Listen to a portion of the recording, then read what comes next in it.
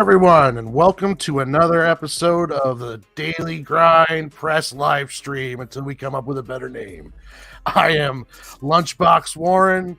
I've created the and also write and drew the series The Adventures of Sig and Joe, currently issue 3 in production, issue 1 getting ready for Kickstarter, and my co-pilot, partner in crime, and business partner and best friend, Maxx Weston, next to me here.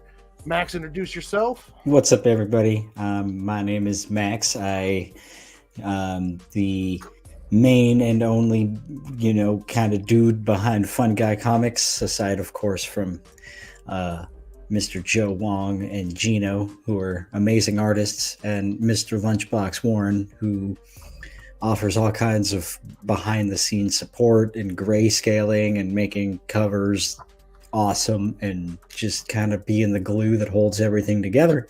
I write and letter. I created the series Welcome to Blue Water, as well as a new one called the Wavelight Saga that I'm still working on. And I also do the lettering for Mr. Warren here. Yes, and also helps me out with editorial to make sure all my script writing is not just garbly gook and actually makes sense.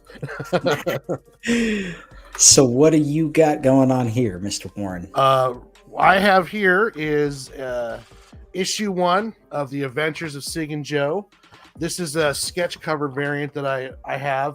These are going to be available on my Kickstarter. And tonight I am going to be working on, I have a little sketch thumbnail out here, and I'm going to be working on making my first Sig and Joe sketchbook cover. Nice. I got a couple other sketch covers I've done for other properties and stuff, but this is going to be the first one I do for Sig and Joe. So that's what I'm primarily going to be working on tonight. What do you got on the plate? I am trying to finish up Welcome to Blue Water, issue 1. And you've got that one just like a hair's breadth away from being launched. Yes, sir. We're almost there. It's just like every time I go back through it, I find one or two little things I need to fix or tweak, or, I'm not quite at that stage where I'm saying, okay, it's time to stop tweaking it and get it on out here. Some of this stuff it's just that last 10%, the QC that really, it's that always the hardest bit, I think it was Steve Jobs who said the things that make a good product stand apart from a great product are 10%. It's the materials you use, the extra little bit of precision, the extra little bit of testing that goes into it, those kind of things. Another fun concept is the 80-20 rule, where 20%, the last 20% is what's most likely to suck up about 80% of your time and resources. So yeah. And you always got to be careful of that artist creep where are you just nitpicking it to death, or is it, is it ready to go? Yes, sir. You are correct. Yeah, I had to fight that off myself. Like, I'm constantly fighting off the urge to go back and redraw issue 1. But even on issue 3, I thought I had the thing all ready, 42 pages, and then I really wasn't happy with what I had done for the fight scene and for the end chase scene. I felt like I rushed it. So now it's like 55 pages long. So, hey, I mean, as long as you're happy with it, I'm extremely happy with it. The new artwork's a lot better. And you knew kind of where to stop. Yeah. When to say, okay, this is enough. It is one thing you got to be careful of, kiddies, when you're making these books, is that if you don't go over the limit between staple bound, which is what this guy is, or the paperback, I forgot what it was called.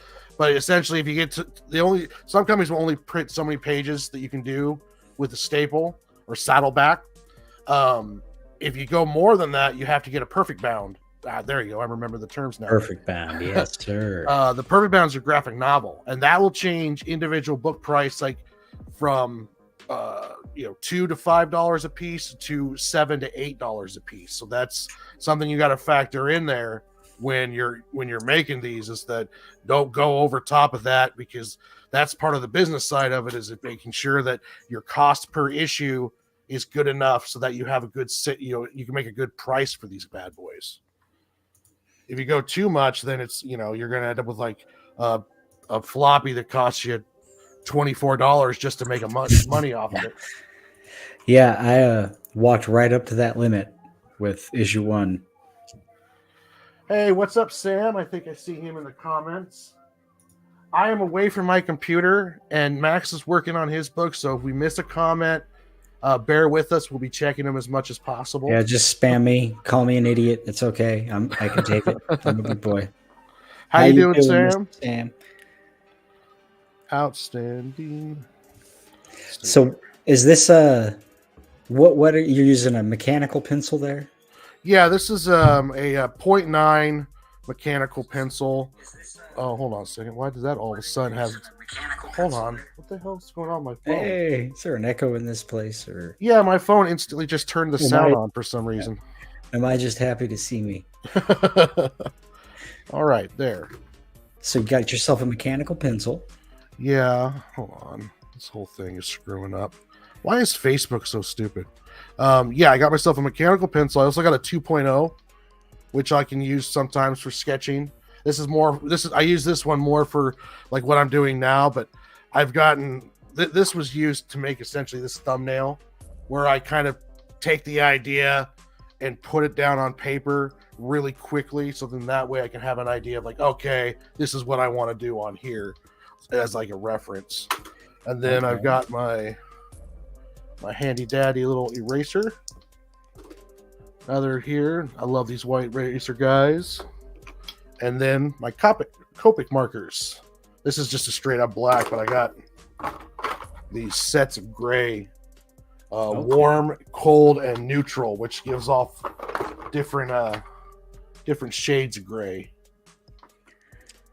So are you going to use a pen to ink over the pencils, or are you going to go straight in? I got these pigment liners, and I also wear my micron. I don't have any microns, I don't think. This is a micron? No, it's a Pigma. I need to get a size. Oh yeah, I got some microns that I'll use too. I got a bunch of different. I got a whole bucket of pen liners here, of pens I use for lining that I'll draw from. I mostly use like the 0.8 I'll use for I go over top of it usually with a 0.5, and then I go through and correct any lines and do line weights with the 0.8 or a 0.1, depending on how big the project is. All right. What's up, Mr. Pete, with his custom emojis there? That's awesome. What's up, Pete? I love it. Check out Pete11717. He is on Twitch, I believe. Correct me if I'm wrong. Yes, he is on Twitch. But Pete11717 will get you all of his social media links from Facebook, Instagram, Twitter, all of them. Sinopa Publishing. And he just launched his one of his series, the Necroholic issue 1 through 3 Kickstarter kicked off today. All right, there you go. Well, congratulations. Best of luck to you. It's going to do well. Break a leg and all that. Okay. So how long do you think it'll take you to work on this this cover? Is there a point where you're like, okay, I've spent way too much time on this? I probably won't go more than 3 hours tonight on it. I might get it done in that time period. Sometimes I use these as just when I take a break from doing inking for issue 3. It's kind of therapeutic, just to kind of break away from the computer screen, and then I get a lot better doing these on paper because it's I learn how to loosen up. And I also, artists fall into this thing where they try to draw something perfect, and then if they don't do it, they just like kind of crumple it up and throw it off, and then they get frustrated and then just stop trying. I'm doing it this way has taught me how to just keep going, erase, keep moving, sizing, get everything kind of set up, and it's been teaching me a lot of good habits to get into. I feel Awesome. Okay.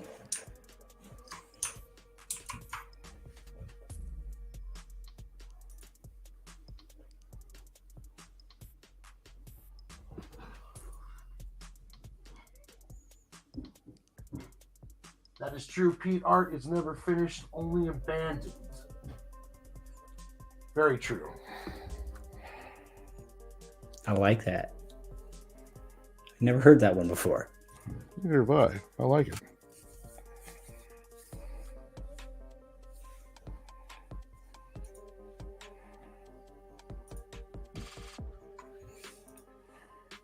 And then this stage, I'll get a bunch of the stuff figured out, but then when I go back over it, I'll pick something in the most foreground, and then I'll redraw, like start erasing and fixing everything. So it's kind of like getting real loose idea where stuff is at, and then going back over and fixing everything and getting it to where it needs to be. Okay.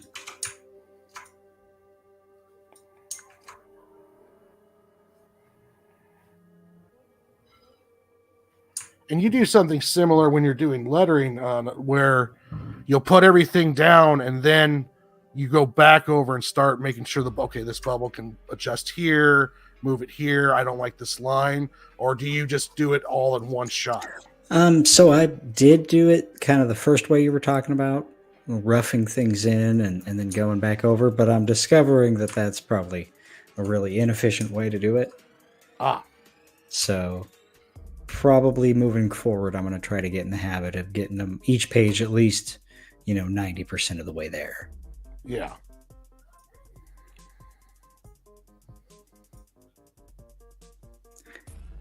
Because otherwise you end up having to go back over the whole book several times. Yeah. And that can be kind of a pain.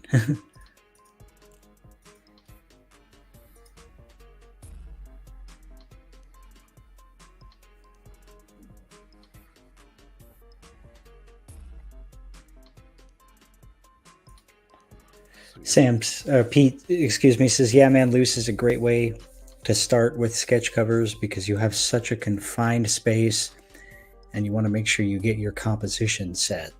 That is right. So composition is the image, right? What is being shown, what characters, how big everything is, what angle. Yeah. It's the layout, the two characters in the forefront on this special Pete Vasquez variant cover that's going to be on the Kickstarter for Sig and Joe issue 1, coming May 1st. But yeah, it's essentially how everything's set up, the layout. There's different methods. There's like triangle methods along those lines where to put things and on how to make everything kind of work. Pete has a bit of a triangle right here, if you notice, and then also another kind of triangle set up here. And then, to size everything. But yeah, the composition is essentially the layout of the page itself. And when I do these sketch covers, I make these both front and the back cover sketch. So then that way I can do 2-page spreads or wraparound covers. There you go. And it gives you some more room, and you have a lot more fun and create a bigger design. I have worked on sketch covers that were only the front cover, and it's not bad, but I do like having this big kind of wide open canvas to do a bunch of stuff on. So this is like when you go to write something really, really cool in cool lettering on a piece of paper when you're in high school, and you got like the first 5 letters looking awesome, and then you run out of room, so your last 2 have to be like itty bitty. Yes, and I've done that. That's one thing nice about doing something like this where you won't run into that. Like when I was younger, you start drawing and you'll start trying to draw a person, and then you get the head circle, the shoulders, and maybe the spine. Then all of a sudden you go back and you start doing like a finished drawing on the head before you've got anything else established. And then you start finding out, like, you spend like an hour drawing this really nice head and hair and face, and then you find out that you didn't leave enough room for their like legs on the picture, or the size is all off. So it's good to get this kind of get this layout and this figuring where everything is out. I draw a little darker than some people do because I've been learning this as, you know, this is me drawing the proper way, not just how Warren figured it out in high school in his bedroom. So it's I have a little bit of a heavy hand when I'm doing this stuff, and some people will use like blue pencils. I have one here, and because I think the blue pencil doesn't show up with when you scan it and put it onto the computer. I think that's one of the. But yeah, you can do real light blue lines, and then when you go over top with the ink, the blue barely shows up. But okay. I haven't adopted that route yet. I was always wondering how blue wound up being the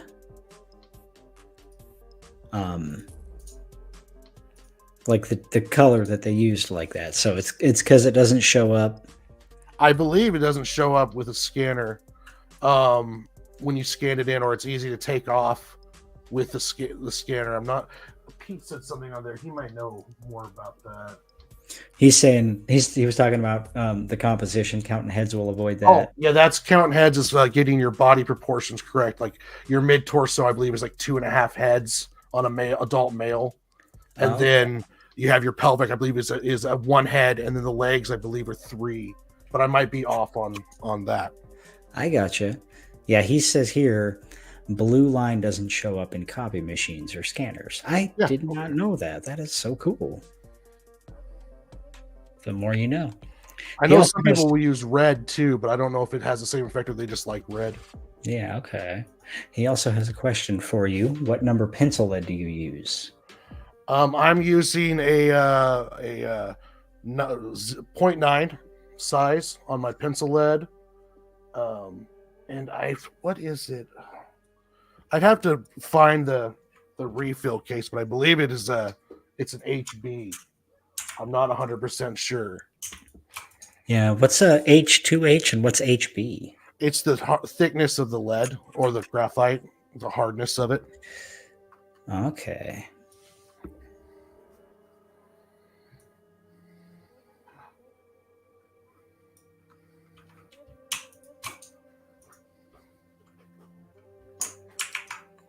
So, like, harder will make a... Yeah, he says the hardness of the graphite. So he's saying harder will... Does that make it darker? Does it just affect, like... Yeah, it's more of a solid line. Like, softer, it'll come out a little bit wider, and you can go on almost softer. Not as precision. Harder will give you more of a precision line. Here he says, don't even do that with the heads, Warren. Each head is a different shape, so measure the head on the body you want to use. So, like, if you're talking about a horse that you're drawing and you're saying it's 8 heads, it would be 8 of that horse's head. Am I understanding that? Yeah, I believe so, because then that'll get it correct for that. Like, if you want the head and everything to match, you use the head of the object you're drawing, like you said, like the horse head. So if you draw a big horse head, now you know how to scale the body based off the head that you're drawing. Okay. So you don't want a horse to be 8 hobbit heads tall. Yes. You want it to be 8 horse heads tall. Yes. Brilliant. H lead has a softer line, but it's more precise. B will give you a darker line, but it smudges more. So this is the kind of stuff you'd never think. Yeah, I would never think you'd have to worry about with like digital. Well, yeah, with digital, I mean, you're in digital though. You're picking pencils based upon. Well, you don't need to worry about it because you can adjust the opacity of layers, so you don't have to worry about, like, I can draw it as dark as I want, and then all I gotta do is just drop the opacity down like to 15 to 20, and then I can go back over it again with the pencils. And when I first started digital, that's what I was doing. I was essentially just going, not even caring about like hardness or along those lines, because it was just on digital. And I was doing like sometimes 10 layers of doing the pencils, lowering the opacity, redoing the pencils, fixing an area, working on anatomy. So I was like doing the most difficult way and most time expensive way to learn how to do all this stuff. But now I've got it down to where maybe 3 layers and I have finished pencils. I'm skipping a lot. It doesn't take me nearly as long to get the images right that it was before. I'm not even doing as much resizing as I used to, because I'm kind of getting it right when I'm doing it. So that's been all because I've worked more on paper now, because you don't have that ability to do the whole undo. And but I have been working on paper and reached for the undo. I'm like, oh, I need to undo that. Hold on. Oh, I was like, oh, wait a minute. Wait a minute. That's pretty funny. So what would you have any tips for somebody that was just starting out on digital? Digital, it's going to feel different than drawing on paper. It took me almost a year to get really comfortable on my Julian and on Clip Studio. It was much easier to get comfortable on Procreate. It was, so I would say just stick with it. One thing great about digital is that you can manipulate what you've drawn very easily. So like if you draw, like right now I drew this part wasn't right where I wanted it. So I need to go back through, erase all the lines, and then redo that drawing. On this, or on digital, I could have just selected it and moved it to where I wanted to. Now, that was a really big help for me, for my confidence, because, drawing, just like all art, writing, music, it takes a level of confidence to create art. You have to have confidence in what you're doing, and digital helped give me that confidence, because I was able to break through that frustrated artist, like it's not looking right, crumble up, throw away, I just can't draw cars. Now it's like I can draw whatever I want, and I feel like I can draw whatever I want. This year especially, I'm in this zone where it's like, oh, you want a stegosaurus riding a tricycle? Yeah, no problem. And then I just give me a little bit and I can figure it out, and I'll be able to draw it. All right. But I got the one thing that really helped out though is once I started getting that confidence up, was switching back over and doing some stuff on paper, because that means paper is more unforgiving, and you can really start, strengthening your skills by going back and doing some physical medium stuff. You don't have to do your comic that way, because that takes up a lot of time, but it's just it'll help out with building up your skill set, in my opinion.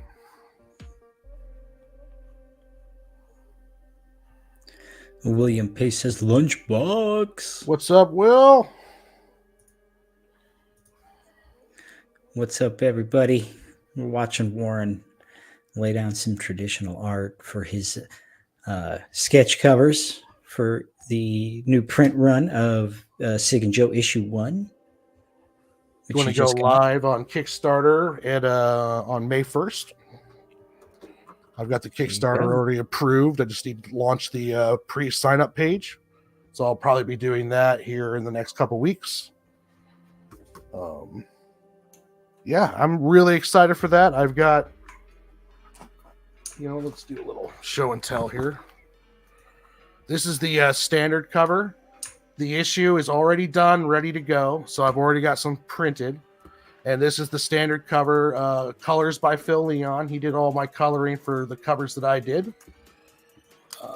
I've got 2 Kickstarter variants that I did. This one I call the Night is Dark Batman variant. Got the little coffee cup and cigarette symbol light going on and the whole deal. Again, colored by Phil Leon. I've got the Firefly variant. I call this one a Leaf in the Wind variant. And this one was my ode to Firefly, which is a big influence of mine with my storytelling, and I just love the series. And I've got a Pete Vasquez variant. Pete was kind enough to do a variant cover for me, and this will be available on the Kickstarter as well. Pete also did work on the inside of the book for a pinup along with Giselle, and those are going to be available in the Kickstarter version. And I'm also going to be selling some this is a 6 3/4 by 10.5 comic book backing board. These are the boards that just slide into the back to support the comics. I have a bunch of them, and so I started drawing on them. And there'll be a tier where you can get one of these, and then if you buy this, I'm also going to throw in a physical copy of the standard cover issue 1. So that'll be, if you want to buy this bad boy, you'll get both of these. And then I also have, where are they at? Oh, on my add-ons, I'll have some stickers. I got the Sig and Joe 5x5 die cut stickers. I also have commissioned Pete Vasquez and my friend Art Victim to do some more stickers, and I'll be availing those in the future. And those will be available on the Kickstarter, as well as I'll be selling blanks, and you'll be able to buy just a blank if you want. I'll sell a 5-pack of blanks for the artists out there, and then also, if you want, you buy a blank, and I will do a custom cover on it for you. So that'll be a tier that's available on there. All the tiers are going to get a PDF, and the PDF is the special edition or special Kickstarter edition PDF. It has a special variant cover done by me, colored by Phil Leon, that is going to be only for the digital PDF on Kickstarter. That'll be the only time that cover is around. You're going to get digital PDFs of each variant cover, as well as a 12-page sneak peek of my next series, The Day the Realm Stood Still. So that's all going to be packaged, as well as a pack of some cell phone and computer PC wallpapers. And both of those, all that will be available in one PDF package for $5. And if you get any of the other physical tiers, you're going to get a PDF to go with it. So there's going to be, everyone's going to get a PDF if they like. And I'll be shooting to launch that May 1st. And right now I got set with a goal for 2,000. So, hopefully I can, sell, market and get that going. But even if the Kickstarter doesn't fund, which is fine, I already have the books printed out. I'm going to get more print copies out. I'm going to sell them on the website. The Kickstarter for me is to help me get inventory for future shows. I want to start doing conventions and local shows, and they have a craft market during the winter over at the mall. Maybe set up a table there. Just try to get the word out. But the Kickstarter is, I'm going to try give it a Kickstarter start. It's kind of its own marketplace, and I'll see what I can pull from there. All right, man. Now, sounds like you got a couple really awesome deals there too. A lot of goodies thrown in. You've definitely, I've been watching you. I know you've put a lot of thought into it, so be sure y'all check it out. Hell yeah. Now your issue 1 of Welcome to Blue Water, that's going to be coming up on PDF. You're going to also get probably a small print run, maybe down the road for the website and also for your own shows. How about you introduce some people to the Welcome to Blue Water and tell us a bit about the story and what's going on with this with your book. Yeah, for sure. So Welcome to Blue Water is it came about because I have a lot of love for detective stories, a lot of old film noir, and I just kind of wanted to combine some of those elements. And then I really loved like Warren, I loved Firefly a lot as when I was growing up. So in combining those elements, I wound up with this sort of detective story about a small town cowboy sheriff who slowly uncovers a plot which begins to affect his whole town, and along the way he changes his perspective on the world, sometimes for the better, sometimes for the worse. Meets new friends, meets new enemies, and this thing that he's starting to uncover just kind of keeps ballooning in size. Yeah, so it's got a lot of action. It's been fun trying to balance, what the sheriff knows versus what the reader knows. But I've got quite a bit of story here. I'm working on issue 4 right now, as far as art goes. I'm the big bottleneck because I got to find time to letter everything. But I've probably got over 30 issues written out for this story across 4 separate arcs. And yeah, it's going to be a lot of fun. Yeah, and this is not your first written or published story either. This is just the first comic book story that you've done. Correct. I don't know that I've published anything, but I was an English major, so yeah, I've done a lot of writing, but nothing I've ever really published before or really put out there. Just, I guess, a lot of practice for this is what I'm treating it as. But yeah, it's been fun working on this as a comic. I initially had wanted it to be a TV show, but that's a huge barrier for entry, getting into that world and finding the money to do that. So, it was one of those things I just kind of sat on, and Warren and I, over the years, we've always been, making really bad indie films or just goofing off and drawing a little bit. And one day I remember it just kind of like dawned on me, why aren't we doing comic books, man? And so I was like, dude, let's do Blue Water as a comic book. And then as we got into this world, I met Joe. Mr. Brian Cole introduced me to Joe, and he's been the artist ever since, man.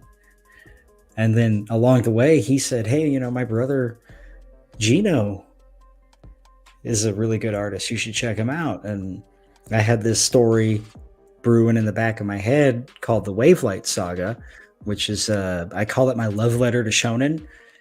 And I was like, man, Gino's perfect for this. So that's also in production right now. We're very close to finishing issue 1, getting the art all done for it.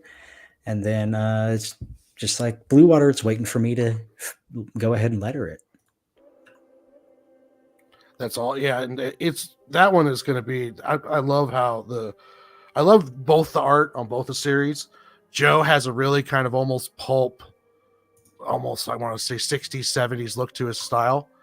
And then Gino has just the perfect kind of blending of East and West for Wavelight. He has so much energy. It's like rippling off the page. I don't know how any of you guys do the things you do, but I'm lucky to be hanging out. Caffeine and magic. Yeah, that's as logical this explanation as anything, really. I believe it. Caffeine. Now, writing comics from writing novels or short stories, is there a big difference on how you approach? Well, a story is a story. So in the basic terms, you still got to have your beginning, your middle, your end. You're still trying to answer who, what, where, when, and why. Most stories need a conflict. The traditional Western story format is you establish the hero and the world he lives in. You establish the conflict. This builds up to a big climax and resolution. Japanese tell stories in a slightly different approach. They kind of have building tension and then everything sort of spirals downward in a twist. But at its core, there's still a main character or a group of characters, a world that they inhabit with its set of rules, and conflict. The conflicts tend to take a different form in some Japanese manga. You know, they're more tension is the best way to put it. Tension and things being wrong, but at its core, that's still conflict, right? You can define a conflict as anything happening that your protagonist doesn't want to have happen. You know, well, no matter how overt or covert that may be, or how sudden or drawn out. So all of that is that's your basic story, right? And that doesn't change from a novel to a short story to a comic. It's kind of the details that define each of those, you know, in addition to the form that they take. So yeah, there's a lot of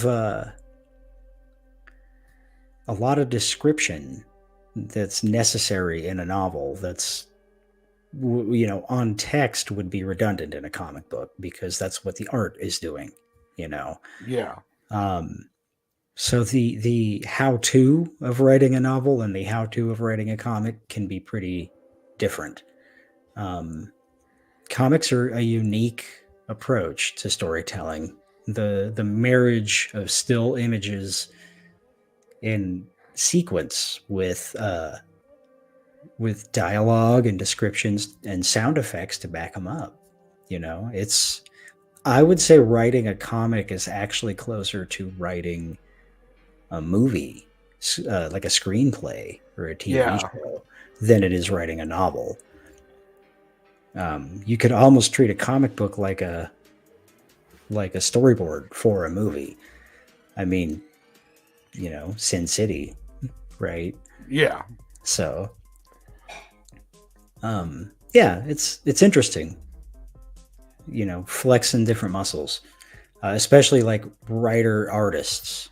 You know, those guys really have to have that vision and the dedication, and with that, they can pull off some cool stuff. Yeah, I was asked before, how do I come up with my compositions and like the scenes along those lines, and it's a lot about just like playing a movie in my head and then making that movie fit, you know, in comics. So in my head, I'm seeing the whole fight, and then from there, I'm trying to then interpret it into comic form. Because one thing I learned with issue 1 when I was writing it, when you're doing like a 30-minute TV show, that could easily cover like a 60-page or even 120 pages of comic. So the pacing, it can be drastically different because you're trying to, when you go like, you see like that 15-minute chase scene at the start of a movie, well, that might just be one issue of a comic. Yeah. You know, kind of in that one spot, because you can get a lot more information out in a comic because you have that spoken or that written word as well as images. But with movies, you have a much faster pace and you can show a lot of stuff going on and moving around. So that's one thing I've been working on, is trying to get my compositions to be the best for comic. Like sometimes I'm looking at it as I would be filming like a storyboard, and it loses some of its dynamic like that way. So I've been studying a lot of manga and American artists that I like in order to fix that and get a little better on the compositions. See, that's actually what I do as well, is try to imagine it as a movie. I don't know what else to do, you know. And then I send these off to Joe and Gino, and they send me back, you know, art. It's amazing.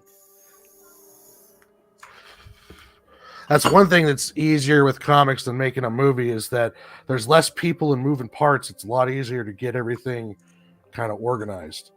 That's what I was going to ask you next. Is do you feel like your writing or your art is compromised by having to do all of it?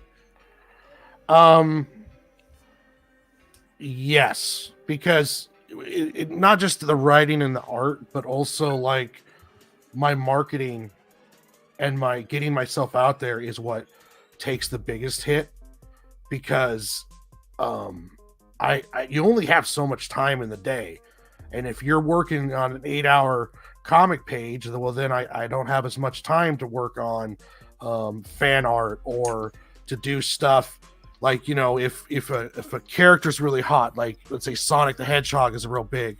Well, do I stop working on my comic to go work on a 3-hour Sonic the Hedgehog drawing to try to get some views and clicks on, you know, Instagram and Twitter because it's the hot property. So when I'm doing everything, it doesn't give me much time.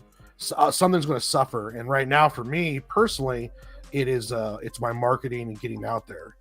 That's probably suffered the most because, well, part of it was I didn't really focus on it because it was kind of one of those things that was more of a scarier pain in the ass.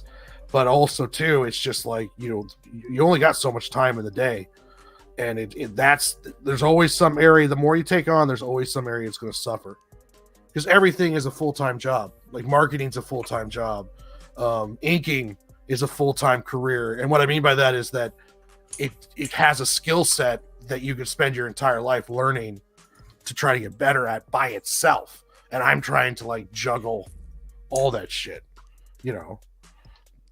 There's a reason why the pros have different professions doing that. Yeah, but the benefit to that is that you're,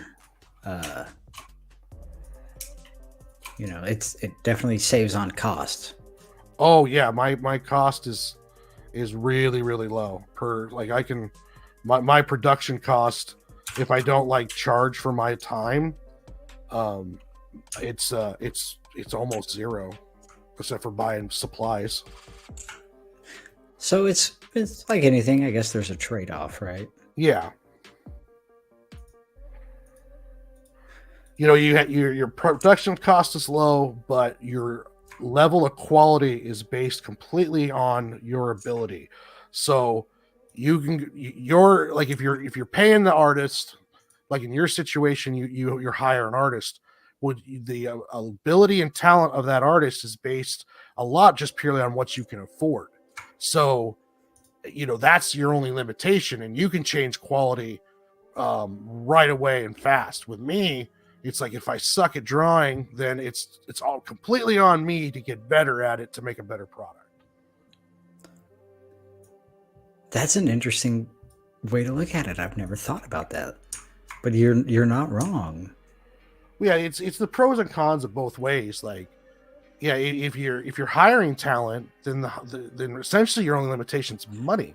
But if you're trying to do it on your own, the limitations are yourself, and then that puts a whole different kind of spin on it. It looks at how you handle it, how you take it. You know, it's like, oh well, this is on me if this doesn't do good. If people don't like the artist singing Joe, it's like, you know, I can't fire the artist. Dang, man.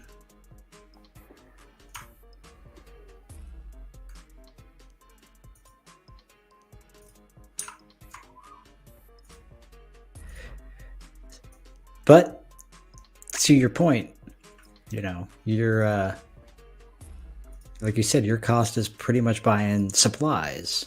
Yeah. Whereas paying an artist, and I just pay the artist, I do pretty much everything else myself, and that alone is still like over $1,000. Yeah. And some of these guys have easily 10 or 20 times that cost. Oh yeah, some guys' books cost them, you know, up to $6,000 to $10,000 to get prepped for a Kickstarter. Variant covers, production costs. Even if you don't do variant covers, your cost could be up to, you know, $4,000 to $5,000, depending on the level of artist and what, you know, the size of your book, what you're doing, the whole deal. So, yeah, I mean that's no chump change. You know, that's like 9 tax returns.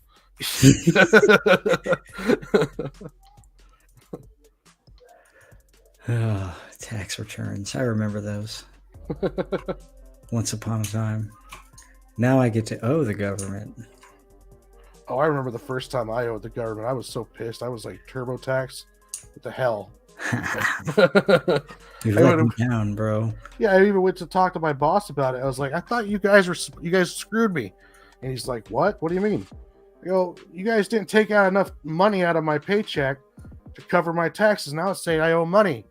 And he just laughed. He goes, you're in a whole different bracket now, Brown. You need to figure that out. And I was like, oh, geez. Yeah, welcome to reality, bub. Yeah. Welcome to the middle class. That was back when I was driving concrete mixers.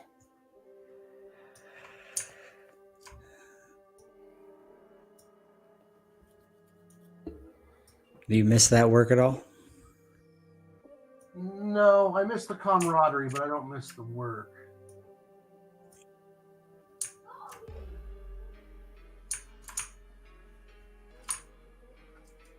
Ah, yes, Pete. I believe he says he's a bartender, so he gets some money. He gets see here. Oh yeah, that's right. Living out tips. That's one thing I miss about tip work. Hey, what's up, Ixis5's in the chat. Total excellence. How you doing? What's Another up? great color and artist, working on multiple series. Oh, really? All right. Yeah, I believe he has his own, as well as working on, I want to say, Scott the Flock Wilson's book, which is, I believe, the Sidekick book just came out. It's just launched on Kickstarter. Awesome. That's got Gino's artwork in it. Yep. Yeah, go check it out. Check out Scott. Check out Gino. Good stuff. Good stuff. Anything with Gino is going to be awesome. Yeah. Warren, you are drawing the blank cover. Yes, sir. Yep. I want to get like 10 of these done before the Kickstarter starts, so then that way, if they get ordered, then I won't have to worry about making them. They're already set and ready to go.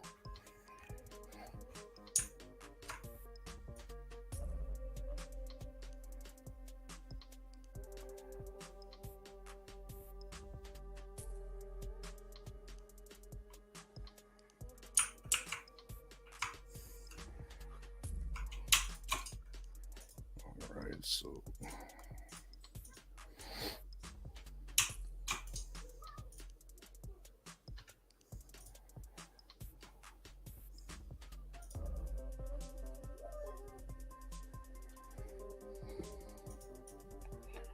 yes, issue 1 coming out. I'm excited for people to see issue 3, but I still have to get issue 2 ready for print. So issue 2 is pretty much done. All the lettering and everything's done. I just got to do like the title page and all that stuff. But yeah, that one it's gonna be exciting to get this stuff out and get it into people's hands. I should be able to do, if the Kickstarter for 1 is good, I should be able to do 2 a couple months later if I have everything all set up. It just depends on how 1 goes. I gotta wait. How long does it take for the money to clear? Getting all the print runs I need, that if I do need to get any stuff along those lines, to see how long all that stuff takes. I gave myself to September though, so I've got more than enough time.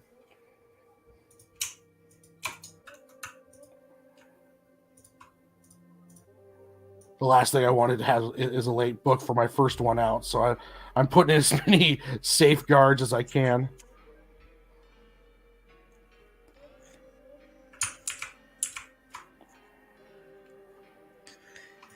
Ixie says you're a cheater, but smart move.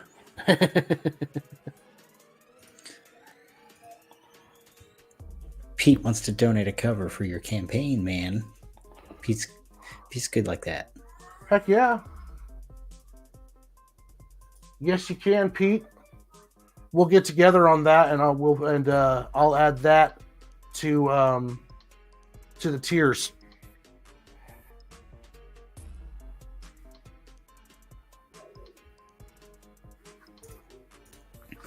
He says, "Yeah, sketch cover." Heck yeah. We'll add that to a tier, limit one of a kind, one time only, or one of a kind Pete Vasquez sketch cover. That'd be awesome.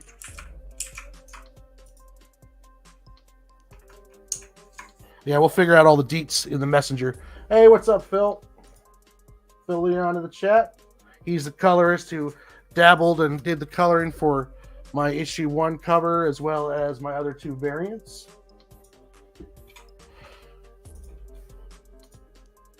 Comic hipsters. Okay. And that's the thing about with both Maxx and my properties is that whether the Kickstarters do good, whether they sell, whether they no one reads them or that people pick them up like hotcakes, we've got stories to write and we're going to finish them. Like I'm doing all 4 issues of the first arc of Sig and Joe, guaranteed. Whether they sell, whether people say, "Oh, this sucks," I am getting those done. Maxx is going to get Blue Water and Wave Light done. So we're doing this. I don't want to be like, "Oh, we're not doing it for the money." No, money would be great, but it's the thing is we're not. These are not going to be fly by night ideas. This is for us. It's important for us to get this stuff done. Do give us money though. But yeah, money is nice. Yeah, no, give us that. But no, you're absolutely right. They say start with why, and really it comes down to I have stories to tell, man. I got things I need to say, and I believe I was put on this earth to be a writer, so I'm gonna do it. Do it. Now, when I get the 4 issues of Sig and Joe done, I already have plans to go on past that. But I also have The Day the Realm Stood Still, which I need to do the second part of 2 on that. That's a 2-issue story. And then I have a short story with Santa Claus. But then I have another story cooking up that could be an ongoing. And I'll make a decision the next year whether or not what I'll put more time into. But Sig and Joe, I have ideas all the way going out to probably a good 100, 150 issues. Oh, wow. That's awesome. But, I also have other stories to tell. So it's like that gambling or playing around with your time. Which one are you going to do? Which one do you want to keep working on for the next year, 2 years, along those lines?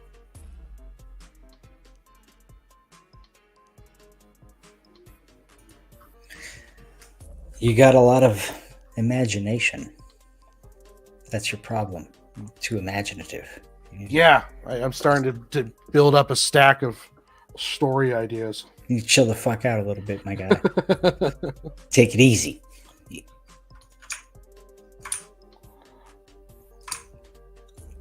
Yeah, I'm just putting the final touches on Welcome to Blue Water, issue 1.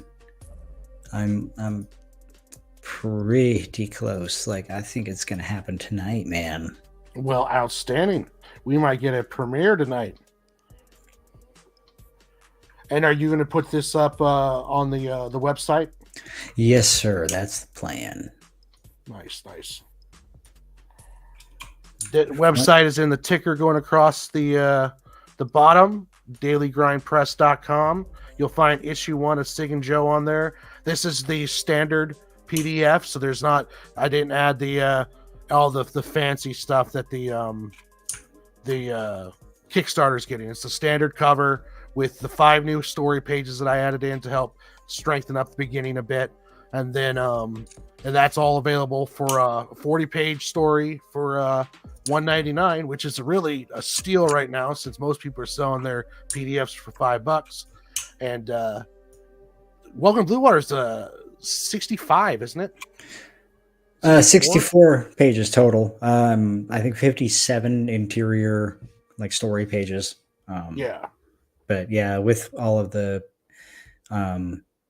covers and the credits page, and then a thing I'm doing with Blue Water is each story is going to have a quote. Each issue is going to have a quote from an author in the front, sort of relative or related to like what's happening in the story.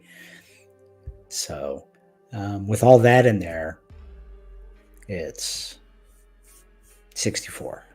Okay, nice. Yeah, my first quote is from probably my favorite author, Edgar Allan Poe, the guy who invented the detective story. And I borrowed a quote from The Murders in the Rue Morgue, which I believe that's the name of it. It's been a minute since I read it, but it's the first detective in literary history.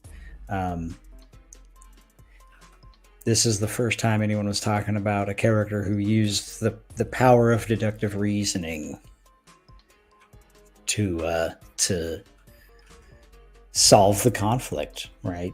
Uncover the case. Did you ever watch that Netflix movie with I think it was Christian Bale with Edgar Allan Poe in it? No, I don't think I did. Yeah, there was a Netflix one. I forgot what it was called, but it was based on. I believe it's. I don't know how if it was based on one of his short stories or partially, but essentially it's like at this military academy, a young Edgar Allan Poe teams up with this police detective to find a serial killer, and it's really well done, really well acted. I forgot the kid's name that played Edgar Allan Poe, but Christian Bale plays kind of like this bounty hunter police detective type, and Cool. it's really well done. Yeah, so it was The Murders in the Rue Morgue, and he wrote 3 stories centered around this character named Auguste Dupin, and he was the guy who uses the power of deductive reasoning to solve these crimes and things like that. And in these 3 stories, he's defined the rules of the detective story, and invented a whole new craft. I think it was Arthur Conan Doyle who said that Poe was a model for all time. Oh wow! Because he is absolutely the undisputed father of the detective story. So I figure the first quote in my detective story has to come from Daddy himself, and who else than like the first one he wrote, Murders in the Rue Morgue. That's awesome. We got Art Victim in the chat. Hello, what's up? How you doing, buddy? What is up? Thank you. And then Phil has confessed to being a serial killer. Yeah, Captain Crunch. The captain of Crunch.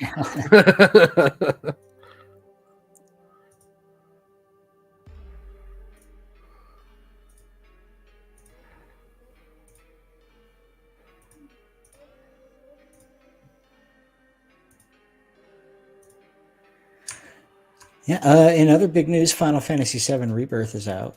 How is that, by the way? I'm not very far in it yet, but I am loving what I've been playing. So very nice.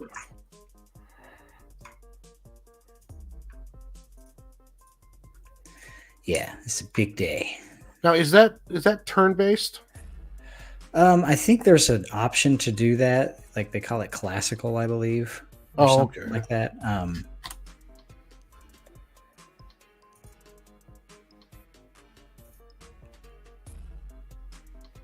Yeah, so this is pretty close to being ready to ink, essentially. There's a couple things I'll probably go around and just straighten up because I don't want to be doing too much designing while I do the ink. Okay. Oh, hey, what's up, Michael? What's up? How goes it, man? It says, love you, dude. I love you too, dude. You're awesome. Hope you're having a good night. Yeah. So I got to do a couple things here, but you're starting to see how what started off was just kind of the circles and getting where everything's at. Now you can kind of start seeing it start taking shape.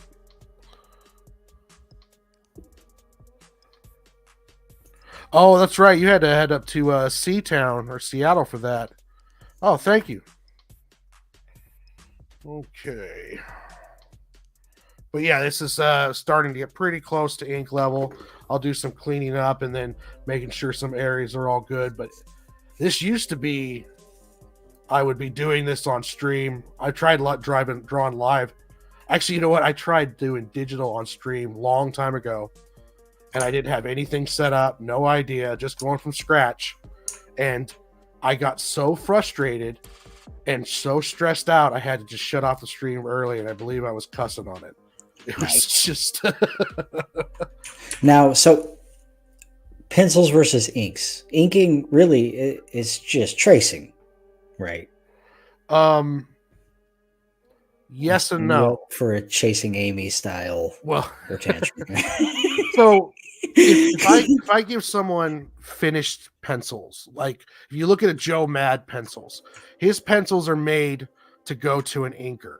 So all of the line weights are there, his blacks are all in, everything is done through the pencil work. So all the inker has to do is generally just go on there and just know how to go over top of his lines. But even if you took someone who's never inked before, it's not going to look the same as if someone who knows how to ink and draw, because there's certain ways you have to move the pen. There's certain strokes. There's certain ways to get certain looks. So if you just go over it flatly as like almost just tracing, it's not going to look the same, and you're going to lose some of text, lose some of the drawing when you get done. So it's not really the tracing, it's enhancing, and it's darkening and enhancing the drawing. So when I do my inks, it's going to look a little bit different than the way it looks now, because I'm it's almost like it's the final pencil pass. Like I'm going over it, and the inks, I'm doing my lines are smoother, and I'm getting all those little tiny definitions out and where I'm putting lines. So it's more along the lines, inking is enhancing the pencils more than just tracing them. Because if you try to trace them and like it's and you don't know what you're doing, it's not going to look the same, and it's the pencils are going to lose something when the inking is done. So it's really which is from the Chasing Amy deal, that explanation would not been nearly as good as what happened with Jason Lee, but it's enhancing what's already there. And you'll see a lot of the artists when they ink their own stuff, the pencils look a lot different than if I was going to hand it over to someone else to ink. Okay. Like I would be doing a lot more penciling on this if I was going to hand it over to somebody else.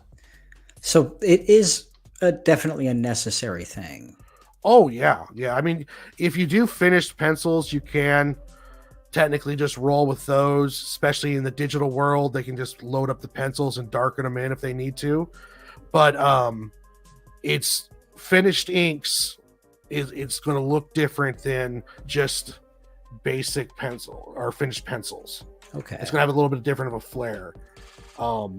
Sometimes styles can pop through. Like when I remember I inked some of Joe's pages for Blue Water, and just to practice, and because I liked how much detail he put into stuff, and I was kind of learning how he did it, and then also kind of my own methods started showing up with certain areas and stuff, and how I draw lines. It's kind of cool to see how everyone has their own kind of signature. Interesting. So you guys can kind of learn from each other. Yeah, I learned stuff from doing Joe Mad inks, or inking Joe Mad pencils.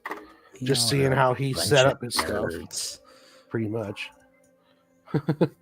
Art nerds. Pencil nerd.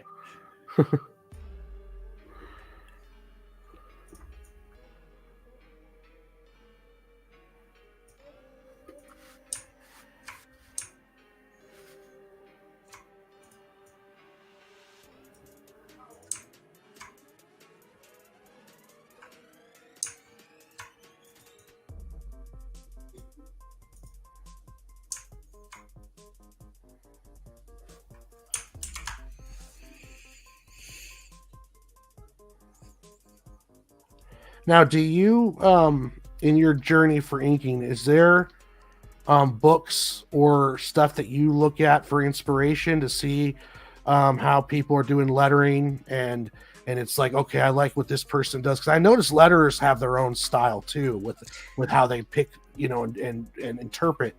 Do you find yourself following anybody in particular, or what, or any inspiration?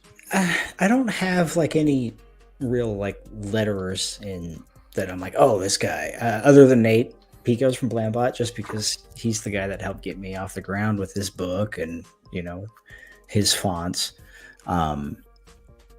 But what I do is, if I'm as I'm reading comics, if I spot a sound effect I really like, or a panel layout, or balloon formatting or anything like that, I will make note of that, and then keep that individual page or that individual panel for reference. But yeah, no like distinct artists. I follow writers, I think, more than letterers or artists. Okay. Or like in the case of heavy metal, I'm just like brand loyal to Old School Heavy Metal magazine. And you're starting to get quite a collection of those too. Yeah, like 53 now. 53. Getting up there. One day I'm going to get every issue. But I got a good chunk from the late 70s, most of the 80s, some early and mid 90s, and then early 2000s. And it stopped kind of being worth it after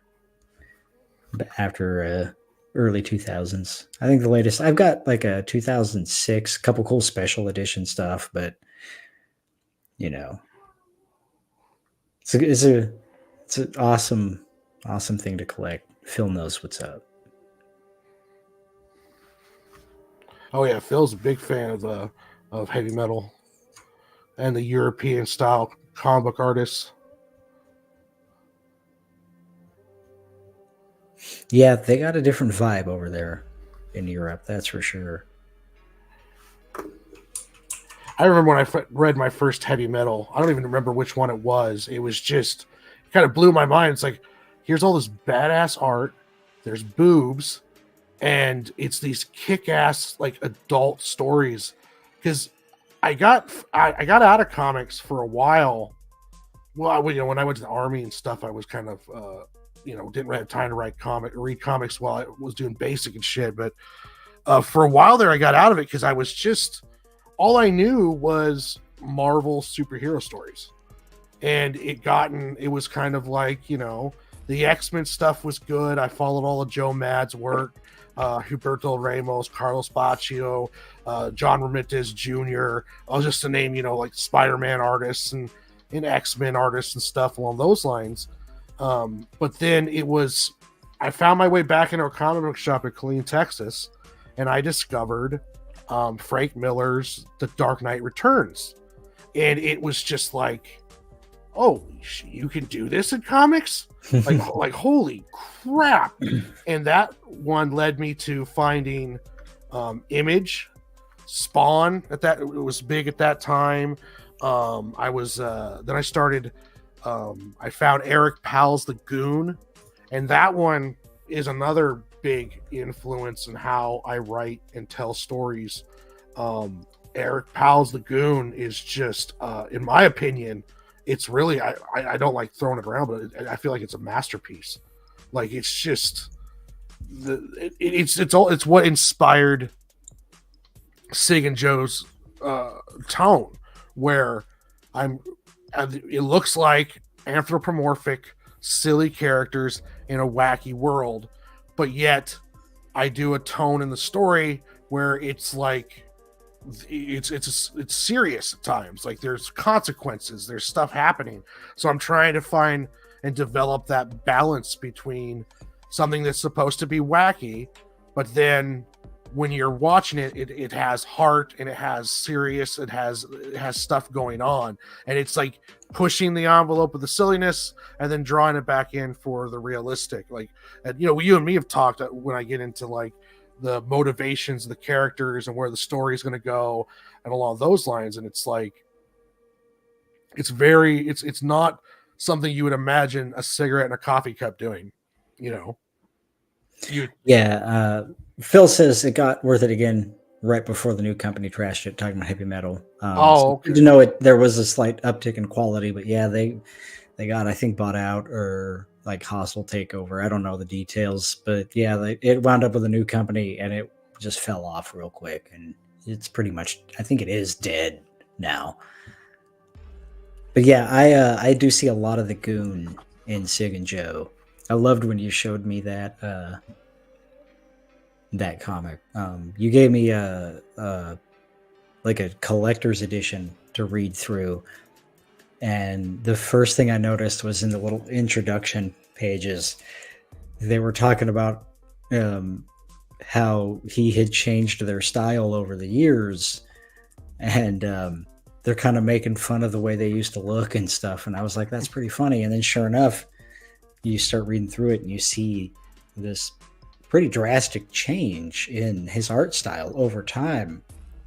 And I was like, that taught me to, it's better to start and get better along the way, and than keep trying to make it perfect out of the gate.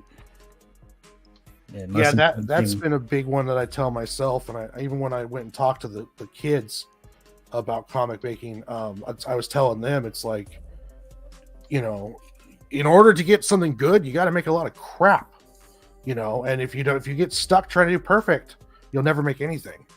And I just don't see that's a good way to go. I'd rather make something that's crappy and learn a bunch of lessons and get the next one better than never putting out anything at all. Words of wisdom, my friend. Message. So tell me about the teaching the kids. You went and did what grades? 6th grade. I don't know if they brought in more like other grades, but essentially my aunt's a 6th grade teacher at the local middle school, and she asked me to come in and to talk to her kids. Now, she told me it was going to be about 115 to 120 kids, and I was thinking it was going to be like maybe 2 classes, big classes, or like, they're going to bring everyone into an area and then I would talk for like 30 minutes and that would be it. But it ended up being, showed up there at 9 and talked to 5 during 5 school periods. I talked to a room full of kids. They would bring in to make 2 classes at a time of these 6th graders. And then I just talked to them about making comics for a little bit less than an hour. It was a lot of fun. They asked a lot of great questions. I was surprised on how even it was from manga readers to Western comic readers. I expected it to be like all manga. Like I was even brushing up on my hero and stuff just in case. I got asked questions about that kind of stuff. And but yeah, a lot of great questions about like one kid was like asking me about what do I consider competition in comics. They were asking me like, generally like what's your yearly like income on comics, how much does it cost to make comics. And when I was talking to him, I tried to balance essentially like anyone can make comics, but it also costs a lot of money to make comics. If you there's levels to it. Like you don't have to be spending out and doing stuff like that. Or what you and me are trying to do. You can you're still a comic book maker if you just grab a piece of paper and a pencil and start making them. But at the same time, though, this is the reality of it. It's like, how do you find time to draw? Well, kids, you don't have a life. It's essentially you get off of your day job and then you draw and draw and draw, and or you're working on commissions and trying to do paid work while also trying to get your stuff done. So no matter what, it's going to take a lot of time.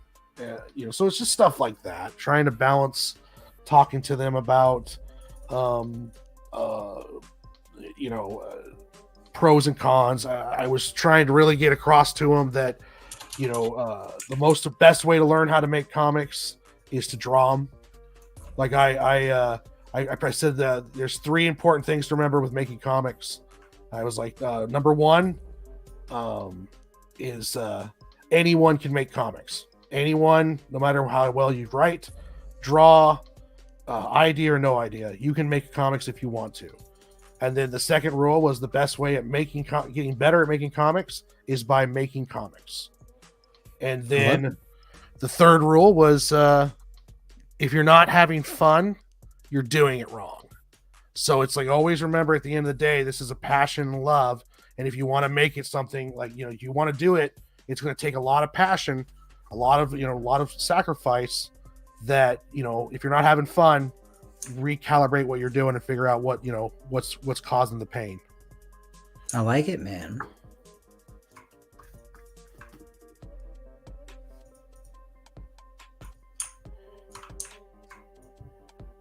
But yeah, that went really well. The kids thought I was cool.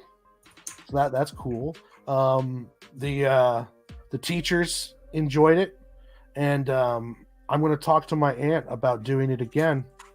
The only downside is that I didn't have anything their age appropriate to give or potentially sell to them. So they even asked me, like, what's your Sig and Joe comic about? I was like, well, I would have brought some of those in for you guys to see, but it's not appropriate for your guys' age group. So I showed them Day the Realm Stood Still. Okay. And I didn't do it. I did it a little bit. I only brought in 6 pages. But I really thought if I'm going to do this again, and if I'm going to talk and I need to talk any longer, I would bring in all of the pages that I have, or at least most of them, of Day the Realm Stood Still, because I was like bringing up the first page and I was like, okay, this is an establishing shot. You use this to show the reader where the story is taking place, what's going on with the characters, where you're at, and then I go, this right here is a page turn, where you set up where your last panel is. Be mindful that your last panel makes or urges the reader to flip it over to the next one. So that, to always kind of pay attention to that with the flow. You don't have to do it every page turn. There's you can be artistic with it, but it's good to remember that if you are going to set up that panel flow, how to set up so that page turn is right there. And I showed them pages without lettering. So that way I could see, you want to be able to see your sequentials as what's going on generally without lettering, without me telling you what's going on. You don't have to know everything. Of course, you can't get all the details in, but you want to be able to say, okay, the wizard guy is talking to the swords warrior. You can see he's upset. He pours water on. Essentially, that way, you guys can tell what's going on. Yeah. And, I'd probably do that with the whole book if I was going to go back or give a lot more in-depth class. If I was going to talk to older kids, that's probably the way I would do it. Would be just showing them page to page and showing them the terms, these are sequentials, because that's essentially what comic book pages are: sequential art. It's a story or art put in a sequence in order to tell a story. So you'll see, I'll put down as myself, I'm a sequential artist. That's my main goal is learning or by developing my sequential art skills. Doing covers is a whole different skill. Pinup art skill. I always laugh. Well, I don't mean to laugh, but there's some artists who are like, I do pinups, so I'm gonna go do sequentials now. It's like, oh, it's that easy, huh, Chief? Yeah, because there's a level of storytelling in doing sequentials. You have to understand the at least pacing and blocking and framing. Yeah. Right. And you'll see this too. It's one thing to draw a person, for a pinup. But if you want to draw a person who's standing in front of a store with a bunch of buildings around them. If you don't know how to put that, to set that up, that perspective, you're going to have a character that looks like they're floating. They're too big or too small. You'll see sometimes with people's art when they're newer and starting that their stuff doesn't look like it's attached. Their characters don't look like they're on the ground, and a lot of that is just not knowing how to set up those pages, because it's a lot different than just doing like a pinup where she might be sitting on a bench or a chair in a sexy pose, but there's nothing else in the world. So it's, you know, it's a lot easier than trying to figure out, well, this picture frame on the back wall behind her head, I need to make sure this is the right size, because if not, it's going to throw off the entire drawing. Yeah. Phil says next time just make a short 6-pager and print some up for the kids. Yeah, that's the plan. Is I'll have I'll make an ash can, and for them, if I get into a space alien convention we're having in town, I'm going to make a 12-page coloring book so I can have something to sell for the kids there. You know, plus 12 pages means I only have to do 12 pieces of art. I was thinking like doing more, but it's like that's a lot of art for coloring. Is essentially just coming up with 12 individual drawings to make all that work. So I'll keep it more simple. I need to do something for Squirrel Fest too. Yeah.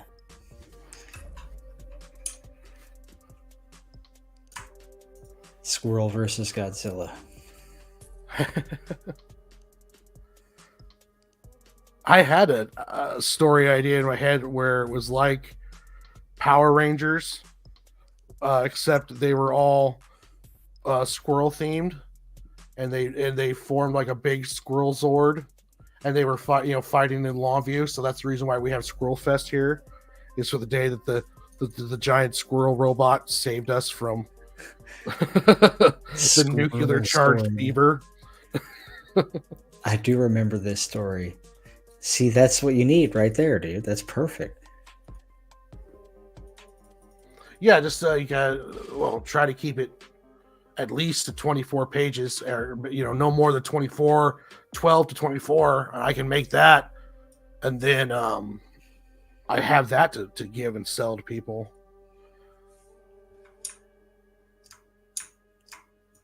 That is something that I've been seeing people talking about lately, and I think is interesting and a good point for people to remember. So you're going to make a comic book, right? So you come out with a 3-issue series, and you're trying to get it made, and you're trying to sell it and all this. One thing to remember, once you finish it, like once I have issue 1 done for Sig and Joe. So I can at any time get these printed out and try to sell them. I can do it tomorrow, or I can do it 15 years from now. So there is something about, if you're trying to figure out like what you're doing, should I be doing this? Should I be doing that? Always kind of have in the back of your head, it's like getting finished product done is always beneficial. If you don't know anything else, get that product done, because selling it can happen technically, anytime past the finish date. The gift that keeps on giving. Yeah. So having product, taking time to make product, yeah, maybe that's one thing I tell myself. It's like, I'm not great with marketing yet. And that I always say yet, because I plan to learn. But it's not like I lost time. It's not like I'm now, I can't sell this anymore because there's only a certain date I can sell Sig and Joe books. It's like, no, I can sell this, anytime now. Yeah. You got a good point. Stuff I tell myself to keep myself from going crazy. It's the gift that keeps on giving. Yeah. Plus, there's benefits to having an arc done. 2 to 4 issue arcs done. Publishers want finished arcs. If you wanted to go like with an AP or Image or Valiant or any of those out there, they prefer having finished arcs. Comic book shops prefer the pricing of graphic novels to the pricing of individual books at times, especially from the indie community. If it costs you if you have to sell a book at $15, which is justified for the amount of cost to put in to make the book, then it's easier to get those 4 issues done, package it as a graphic novel, because then you can do the ratio that they want for the sale. Like if you sell a book to a comic shop and the sticker price of the book is $5, they're not going to pay more than $2.50 for it because they need to make at least double what they put into it back. So it's much easier to push a $15 or $20 graphic novel than it is, because then it's cost like $7 to print it, and then you're selling to them for 10, they're turning around selling for 20. That's easier to push than a $15 floppy. Publishers help out with that though, because then a publisher can sell it for a cheaper price because they're doing higher print runs. So if you have a book and you want to get that floppy, you give it to like AP puts it on the shelf and they can do a better price than what you can. And they have a big machine of marketing behind them on, getting into previews and having that on there in its shops. So there's advantages to all of the different methods. I don't mean to ramble too much. No, I was just gonna say you thought a lot about this. That's all really good info. I'm almost gonna go back and I watch and read a lot of the other artists out there that are putting stuff out, and you got a lot of good methods for information. Everyone has their own way to do it, but there's stuff you can glean from all of their experiences if you listen to them and do all that. Pete says you inspire a man. You rock. You're incredible. Your work rate is massive. Thank you very much, Pete. It's flattery. Thank you very much. I appreciate that. You put out the work too, sir. You are inspiring me too when I see all that work you're putting out. So I'm glad that we're helping each other get through this stuff. It can be rough, man. It's very lonely. Like even you and me working together, like business partner wise, do you find it still like very lonely, or is that just me? Oh, I mean, definitely. I would say yeah.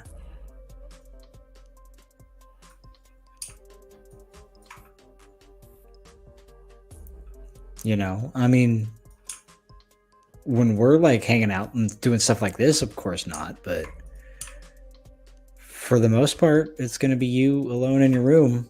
Like Pete's saying here, he's done with comics, which I don't want to see that. I don't like to see that. But I also can understand that sentiment because it can get lonely. Yeah, that's the best word for it.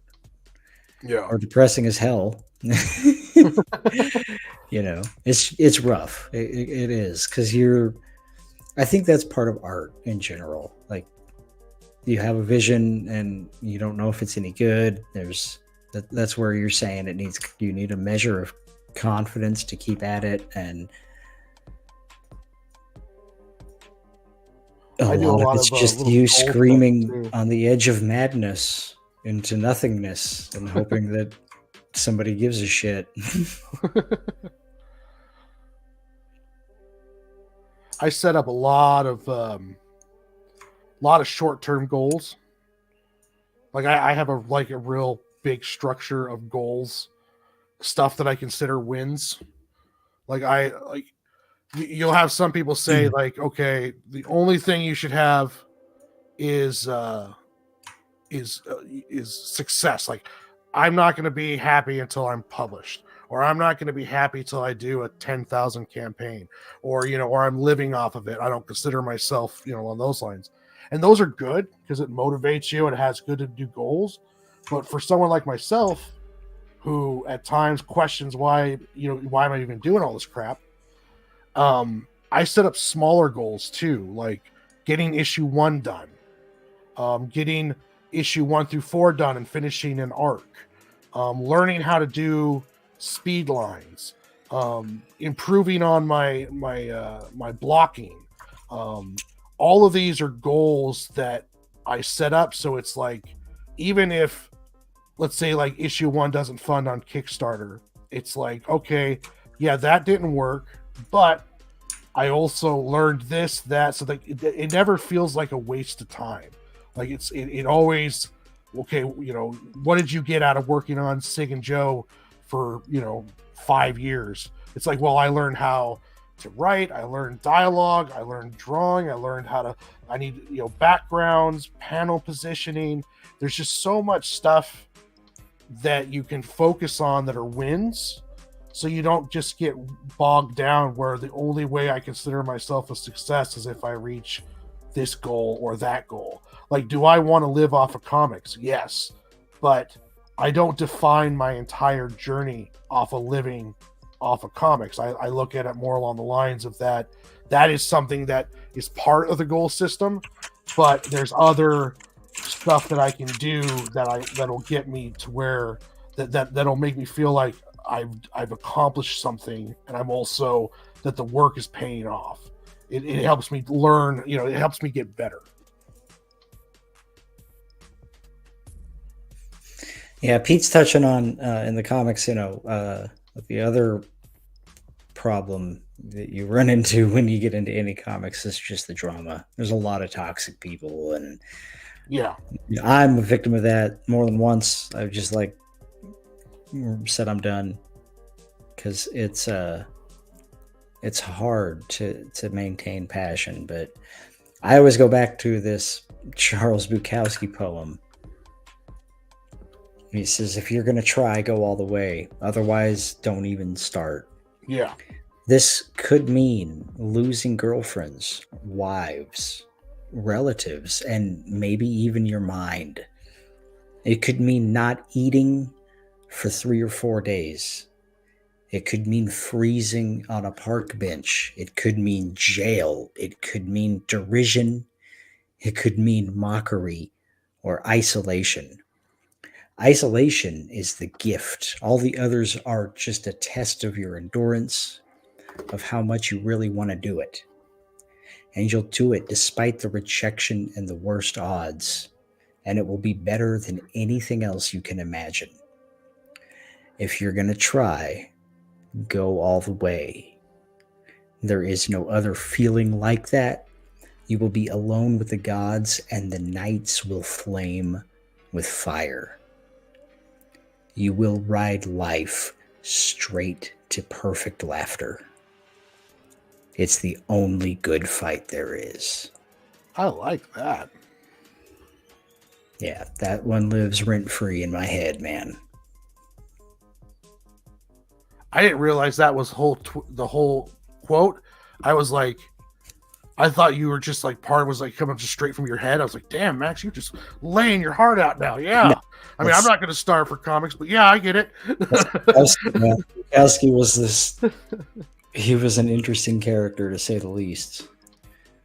But every once in a while, he would crank out a banger.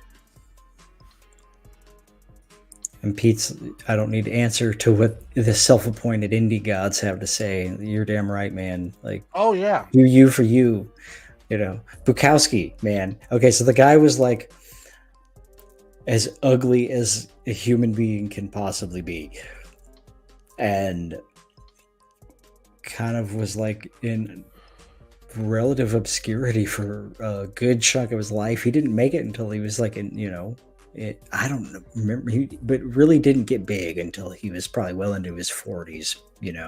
Certainly looked like he was well into his 40s. The guy was also a woman-beating alcoholic piece of shit. So, take everything he said with a grain of salt. But he was a really down-to-earth writer, and like I said, every once in a while, something fairly wise kind of came out, man.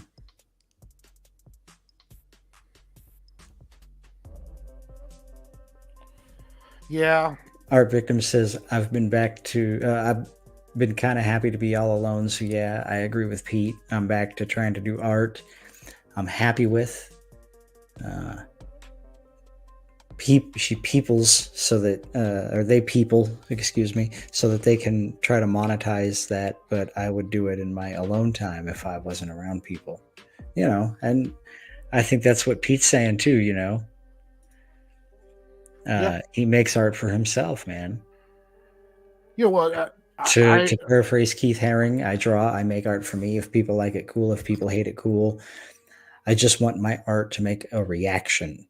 I don't need to rely on the bullshit that people that run the upper echelon. Yeah. I mean, you want your art to matter, man. You want someone to care, but that does start here. Because if you don't care about it, that's no one else is going to care about it. That's what I always go back to as a writer. Like if I'm feeling a certain way about this story, and as long as it's strongly, like that's gonna translate onto the page.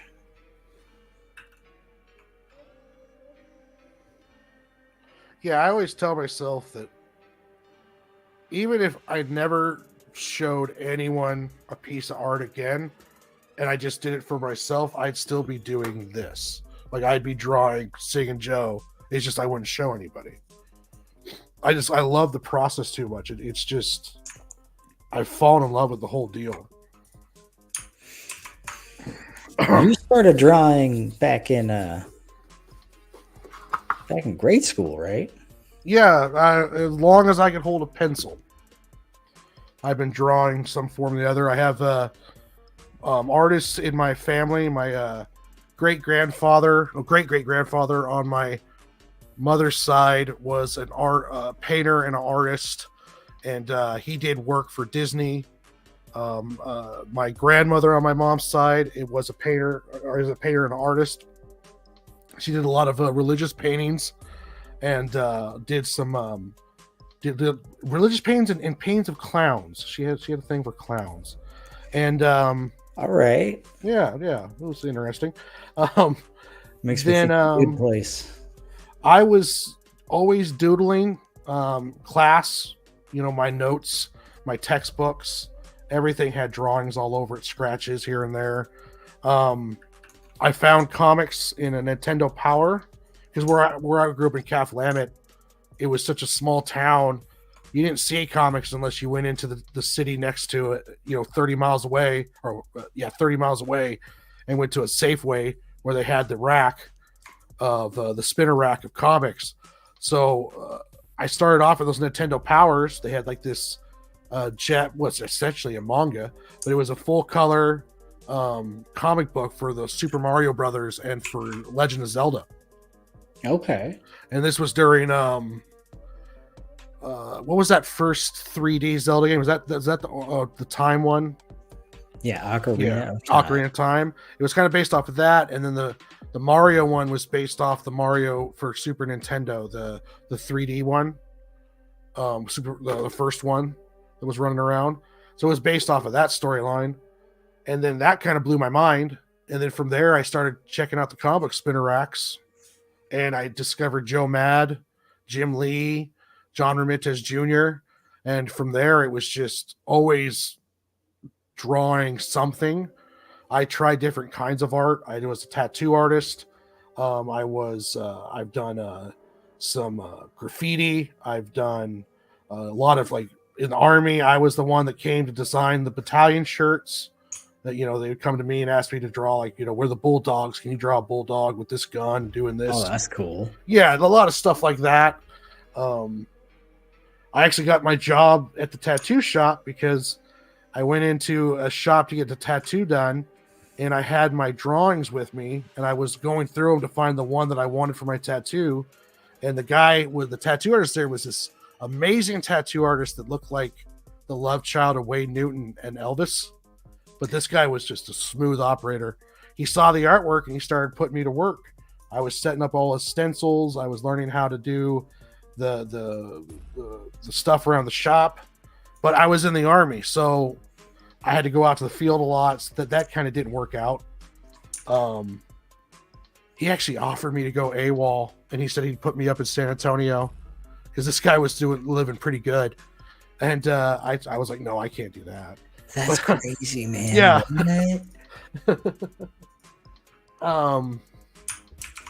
And yeah, that just from there, I ended up doing tattooing full-time gig when I came back to Longview after I got out of the army. Kind of fell out with it because I didn't like. There's a lot of potentially bad stuff around tattooing, as in the lifestyle. You're almost like kind of like a rock star if you're not careful. People always offering you weird shit for tattoos. Everyone loves the tattoo artist when you mention you are one. You know, it's like people's faces light up. And I didn't have the best teacher either, so my tattooing experience was kind of flawed because of that. But I'm much happier now doing comics. I'm glad I settled in on that, even more than filmmaking or anything else I've tried. This one was really something I wish I would have started earlier, but I'm glad I started now. Agreed. Always better late than never, man. Yeah.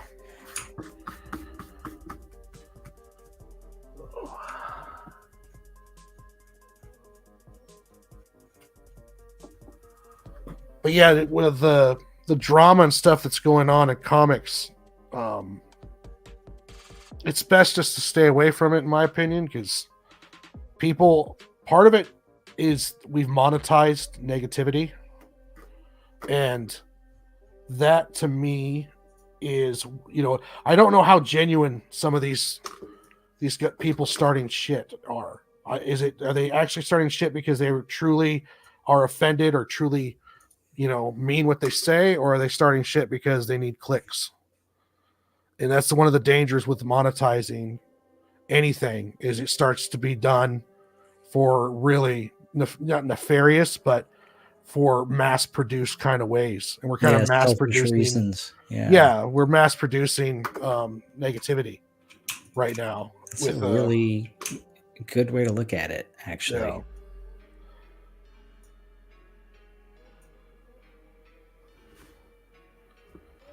That whole drama farmer thing.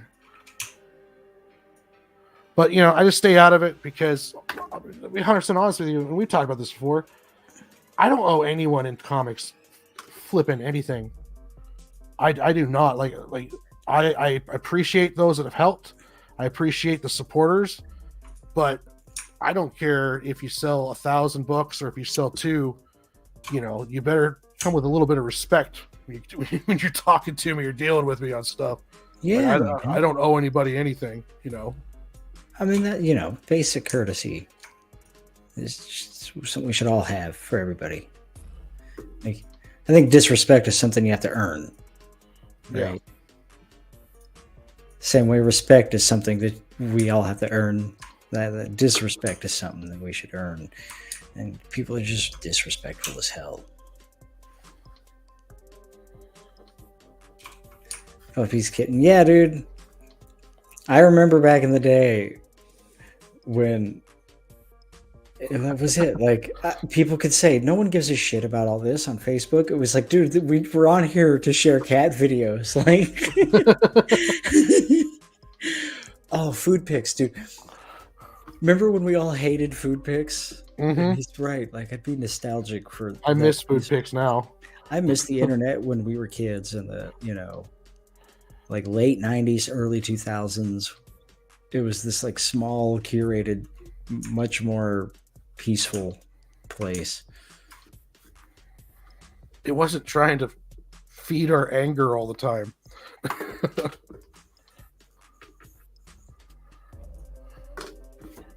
Okay. Yeah, this is definitely... I think I'm ready to ink now.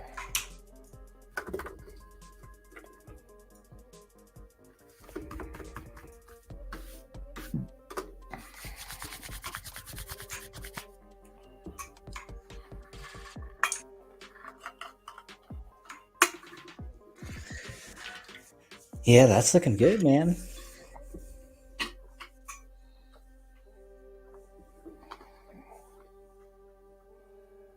That is awesome. Okay. Let's get the pins out.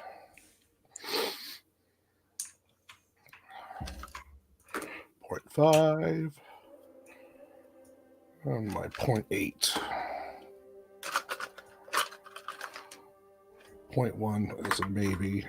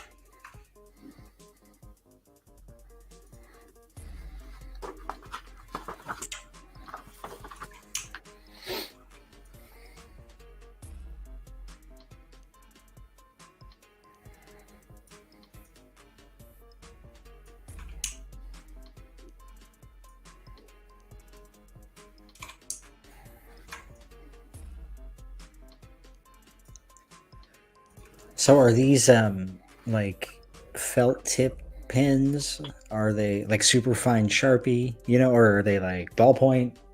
No, these are felt tip, I believe. Okay. Yeah. And those are the like super fine Sharpie, right? Yeah. They just a bunch of different sizes. I'm using a 0.5 to put down the first line, and then from there, I'll go back over with like a 0.8, which is a thicker tip, and I'll start doing the line weights and stuff.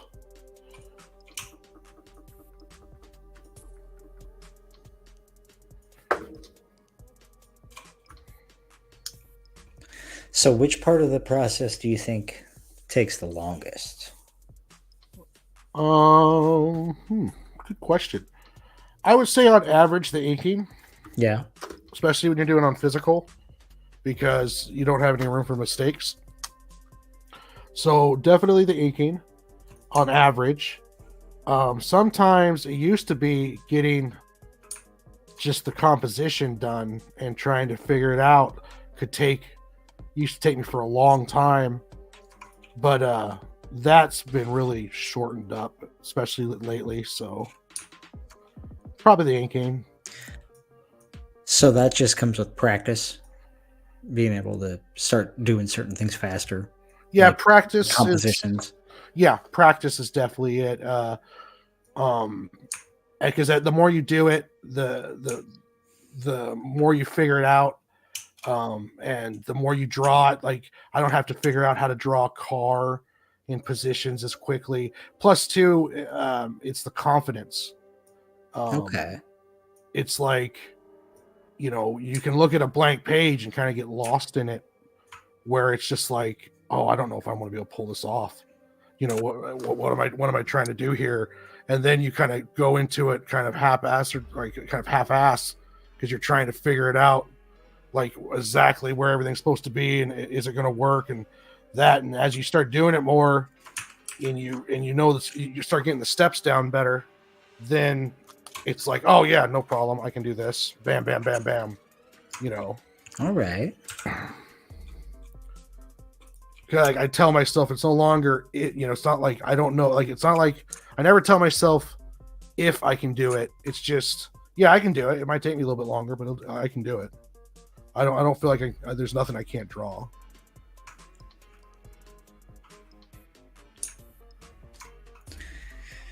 Especially with references. Oh yeah, references are your friend.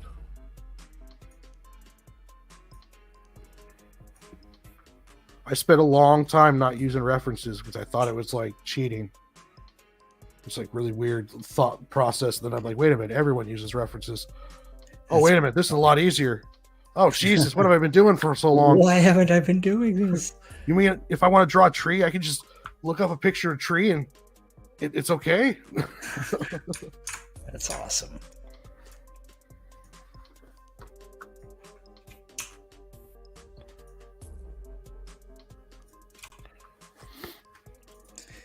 Way too many people think that you shouldn't use references, says Mr. Pete. Yeah, that's an interesting one, isn't it? Yeah, that's just silly. So stand on some kind of weird principle that no one cares about. And you're not going to find, like, you look at any pro's desk, comic book press, he's got pictures of shit all over the place. Cars and vans and trucks and, you know. And you even got some of those like posable figures, right? Yeah, I have a couple lying around. I don't use them as much. I do have a Spider-Man with like 32 points of articulation that I'll use quite a bit. Just don't get too close to your reference. No, I use it just to do your basic line skeleton of a person. And then once I get that skeleton figured out, I take away the reference. And then from there, I'm just filling in all the details on my own. The quicker you get the reference out of your mind and out of the picture, the more you're gonna step away from just doing a copy. Okay. So it's for rough shapes and poses, perspective, Yeah. more than the details. Yeah, the details fill in on your own. Okay. Use the references, or in my opinion, use the models and the references as a way to get everything blocked out. But then when you're getting into, your detailed pencils and stuff, just get rid of them unless it's like you're wanting to do a car. Then you need to remember how the grill or the wheels look. You could do that, but don't just stick it down there and kind of loosely trace over it. Pete uses an IKEA catalog for furniture. That's a brilliant idea. I would have never thought of something like that.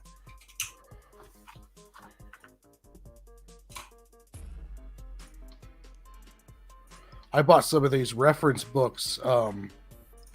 They're from Japan, and they're in Japanese.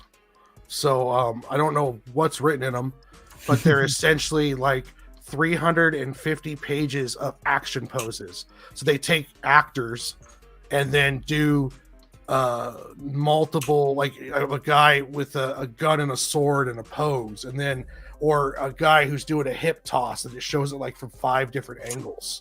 Oh, that's cool. Oh yeah, it's great for when you're trying to figure out like, okay, what do I want to put this fight in here? And I've noticed though that if I use it too much, it starts to slow down and pigeonhole my process. So it's like I use the reference to get an idea of what the pose should look like, but I don't stick to it too much, because if you do it, at least for me, it really like slows down because I'm trying to fit it too close to what I see in the picture into the drawing, and it doesn't work. You need to, I use it for reference to figure out what the pose, should look like, but then I get away from it pretty quick. I try to get away from it as quick as I can. That way you can let your own style show through. Yeah. Yeah.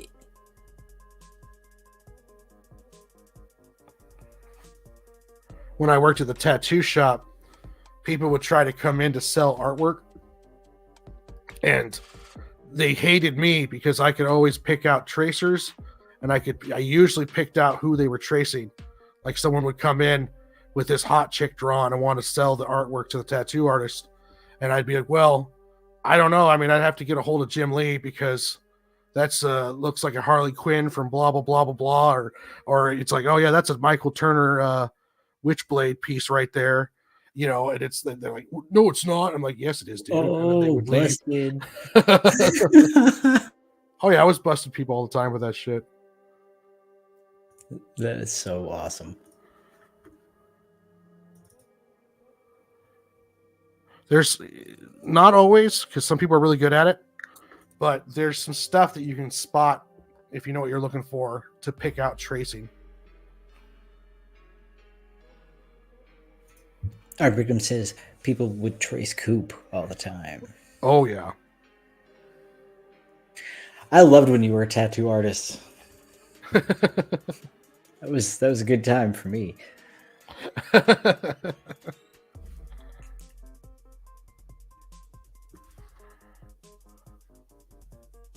I still get people hitting me up out of the blue on Messenger. You still do tats? Oh, that's awesome. No, I'm not doing tats. Well, I wanted a dragon on my back. How much would you charge? I'm not doing tats anymore. Okay, so what, like some tribal then maybe? It's like, oh, Oh man, do tattoos anymore. I got to step away for just a second. All right. I will leave the screen on you, and you can say hi to everybody. What's up, everybody?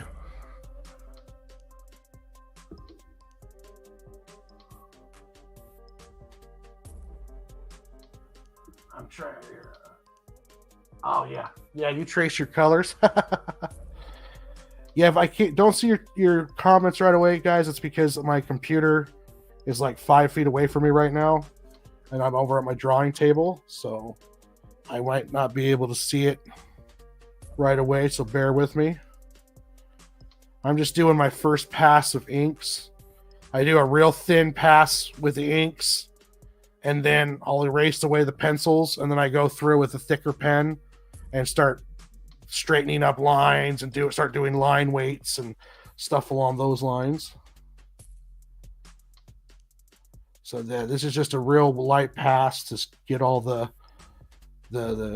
pencil stuff in, and then I'll go over and tighten everything up.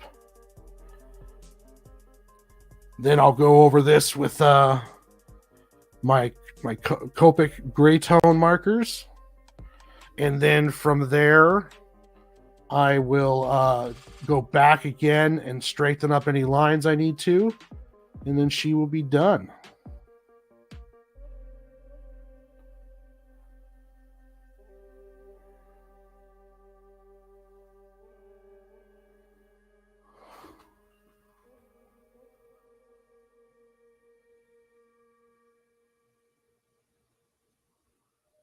Oh.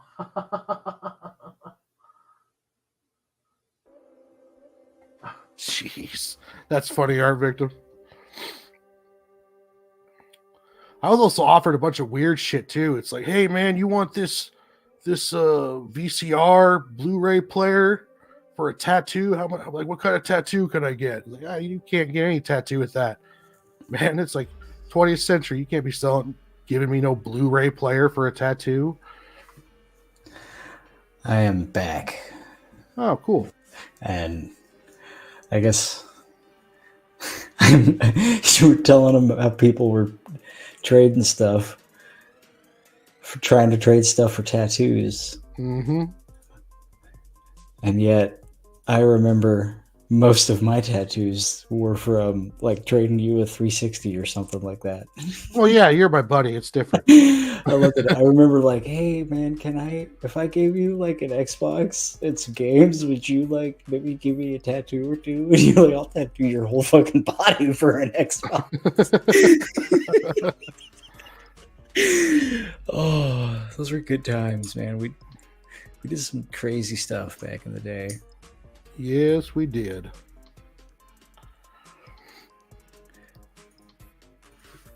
Phil says he traces colors. Yep. Or they wouldn't even trace, they would just clip other people's work and print it to send to me. I'd be in the interviews, I'd be like, okay, draw me a sparrow. They'd start sweating. No, man, I don't want your dog.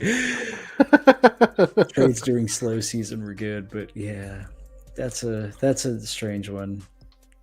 I don't know, man. I'm hard pressed to pass up on a free dog.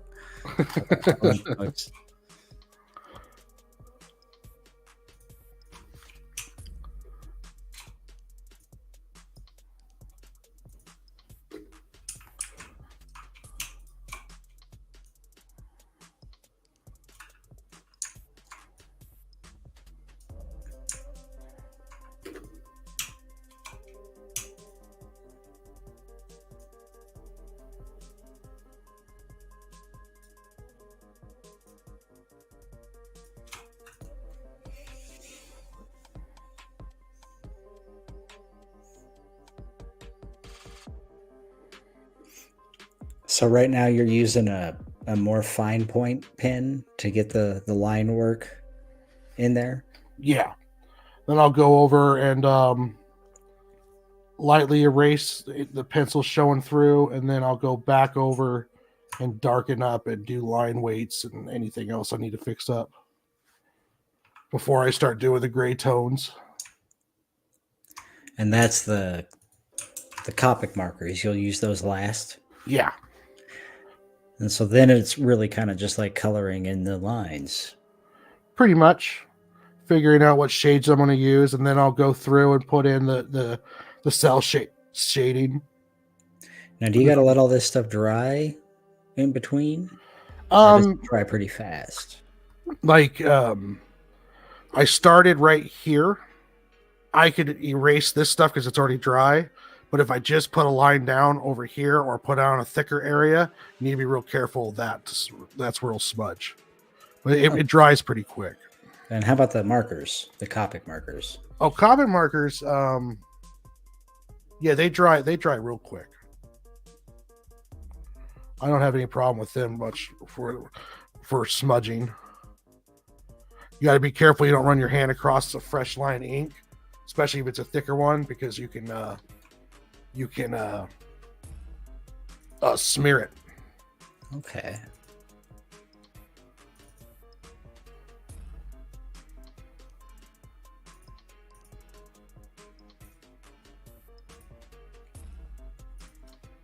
And I've seen like, I see it a lot more with like realism artists, but they'll use a napkin and like purposely smudge for shading and stuff. Oh yeah. And if I was using a brush pen, I don't know how to use one real well, so I use microns. But if I was using a brush pen, I'd probably have something on my hand, and also making sure I don't smear, because that stuff takes longer to draw than the microns do. These aren't microns, but I just call them that. That's kind of like the issue standard is micron. It's like the Band-Aid. Yeah. Yeah, I gotcha. Well, we're over 2 hours. I didn't know how long you wanted to do this for. Were we? Well, 2 hours is good. And I feel happy with the progress I made on this. I'm already at the inking stage, so that means it's all the construction stuff is done. But yeah, let's do a little closeout here. So issue 1 of Sig and Joe is coming up on Kickstarter on May 1st. I'm going to have $10 plus $5 shipping for a physical copy of Sig and Joe. This is the standard cover, colored by Phil Leon, art by myself. This I have 2 variants, or 3 total variants. 2 that I did with Phil Leon doing the colors. All the variants are, and all the physical copies are $10 plus $5 shipping in the US. If you're out of US, it's going to cost more. I've got the Firefly variant will be available, and I also have the Pete Vasquez variant cover, which I absolutely love. This is all 4 of these will be available in physical copy if you just want the book for $10 plus 5 shipping. Every tier comes with a PDF, so you'll get the book that you chose and a PDF. I'm also selling for $50. You can get a Sig and Joe sketch cover with custom art, just like this one, except it'll be completely finished. I'm going to be doing up. I have those will be available for anyone who wants that. Each cover is going to be different and one of a kind. I'll add more characters in, but this is the first one being worked on right here.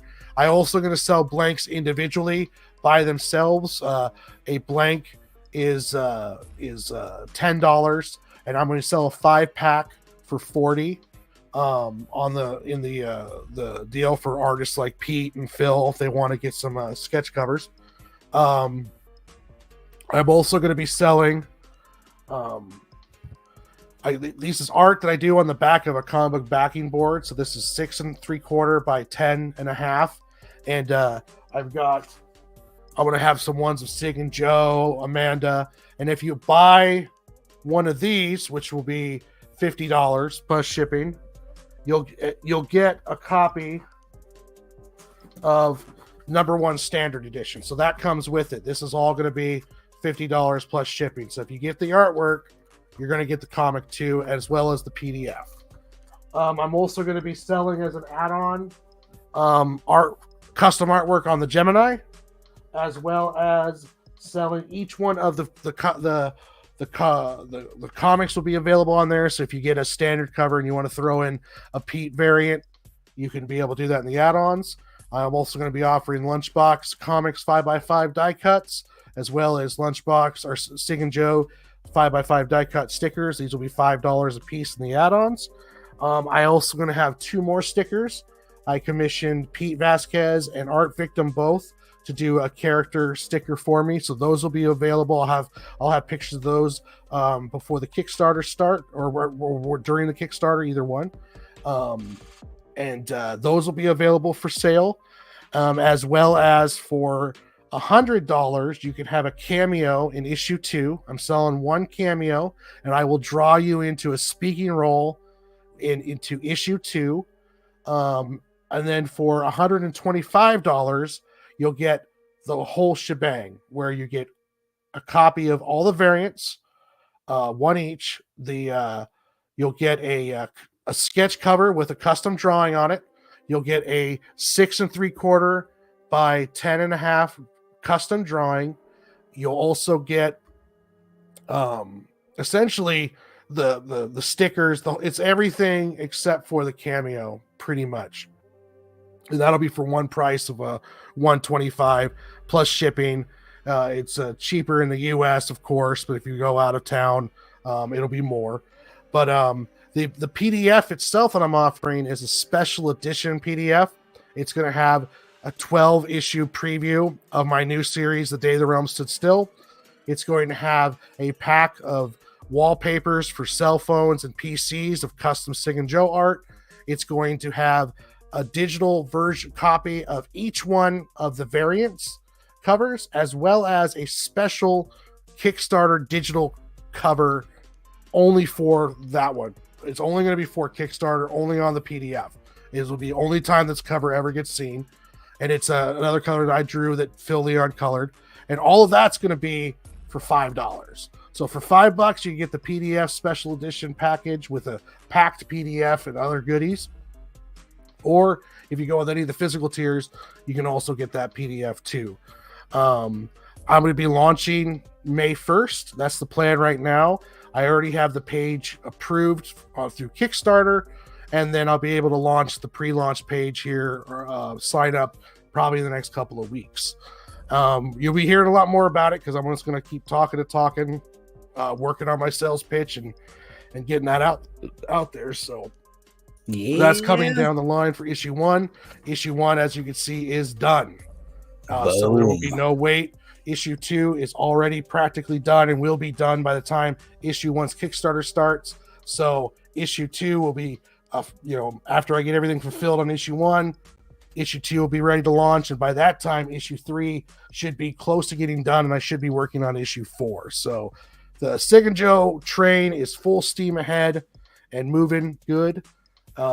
Keep an eye out for it. And we're going to be streaming every Friday, 5 o'clock that we can make it. That's the plan, me and Maxx. And I'm going to start trying to show up on other shows, and you'll be seeing me around.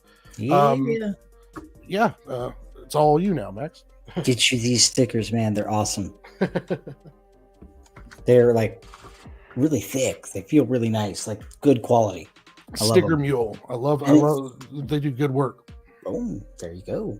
And man, it felt so good to hold issue 1 in your hands.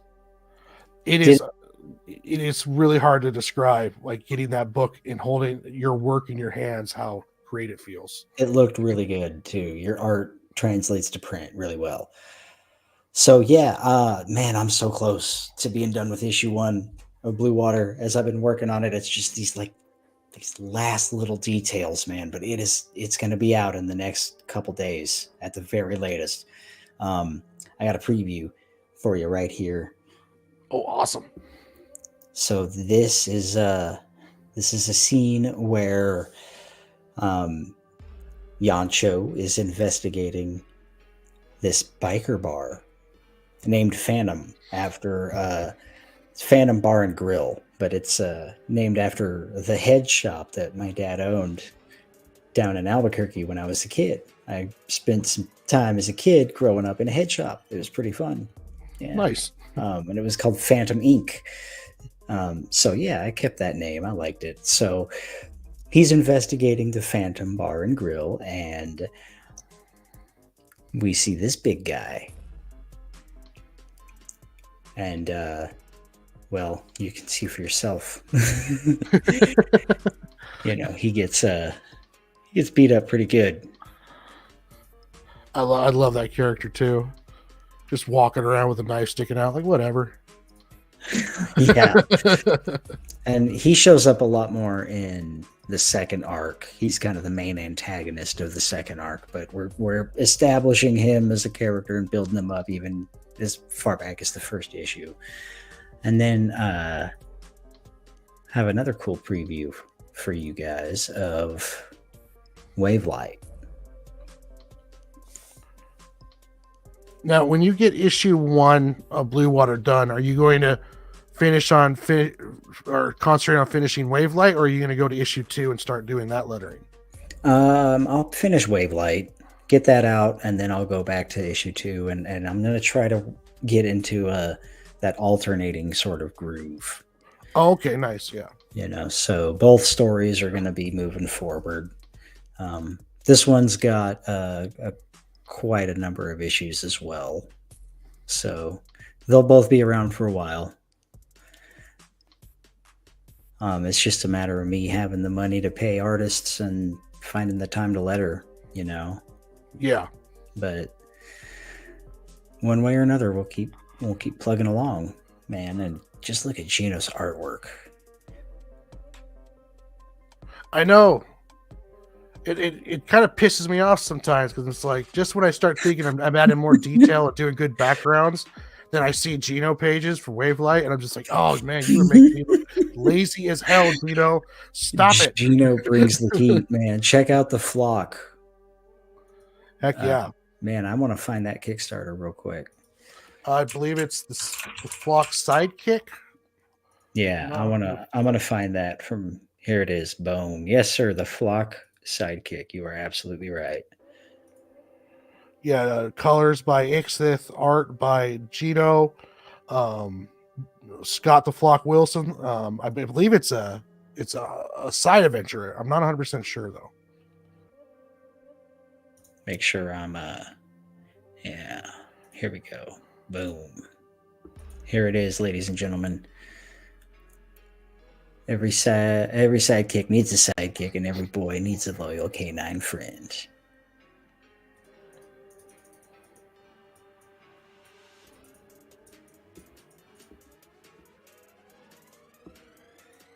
All right, they got a been done cover.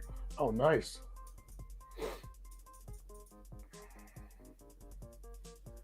I didn't see if Ben wants to do or would do a Sig and Joe cover. I like seeing other people draw Sig and Joe. It's cool to see how they interpret it. Oh wait, what's this I'm seeing right here? Ichthy's got a story. The Farm. Oh, nice. Yeah, he wrote it. A story by Ichthy 5, written by Scott Wilson. That's cool, man. You should have said something. Wrong page, excuse me. You should have said something. we would have put it up sooner, man. So yeah, if you want some awesome artwork, and I know Scott Wilson puts a lot of love into this story too, as the writer. So plus I love dogs.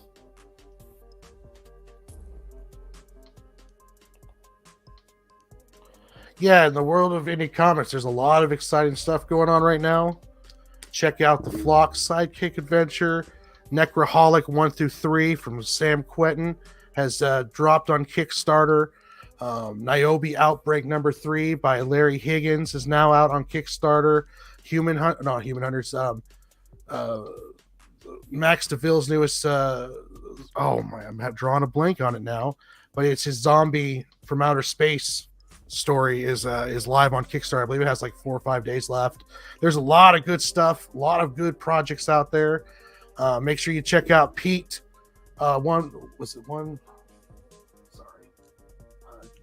Pete Vasquez, Pete 117. Oh, thank you. 11717.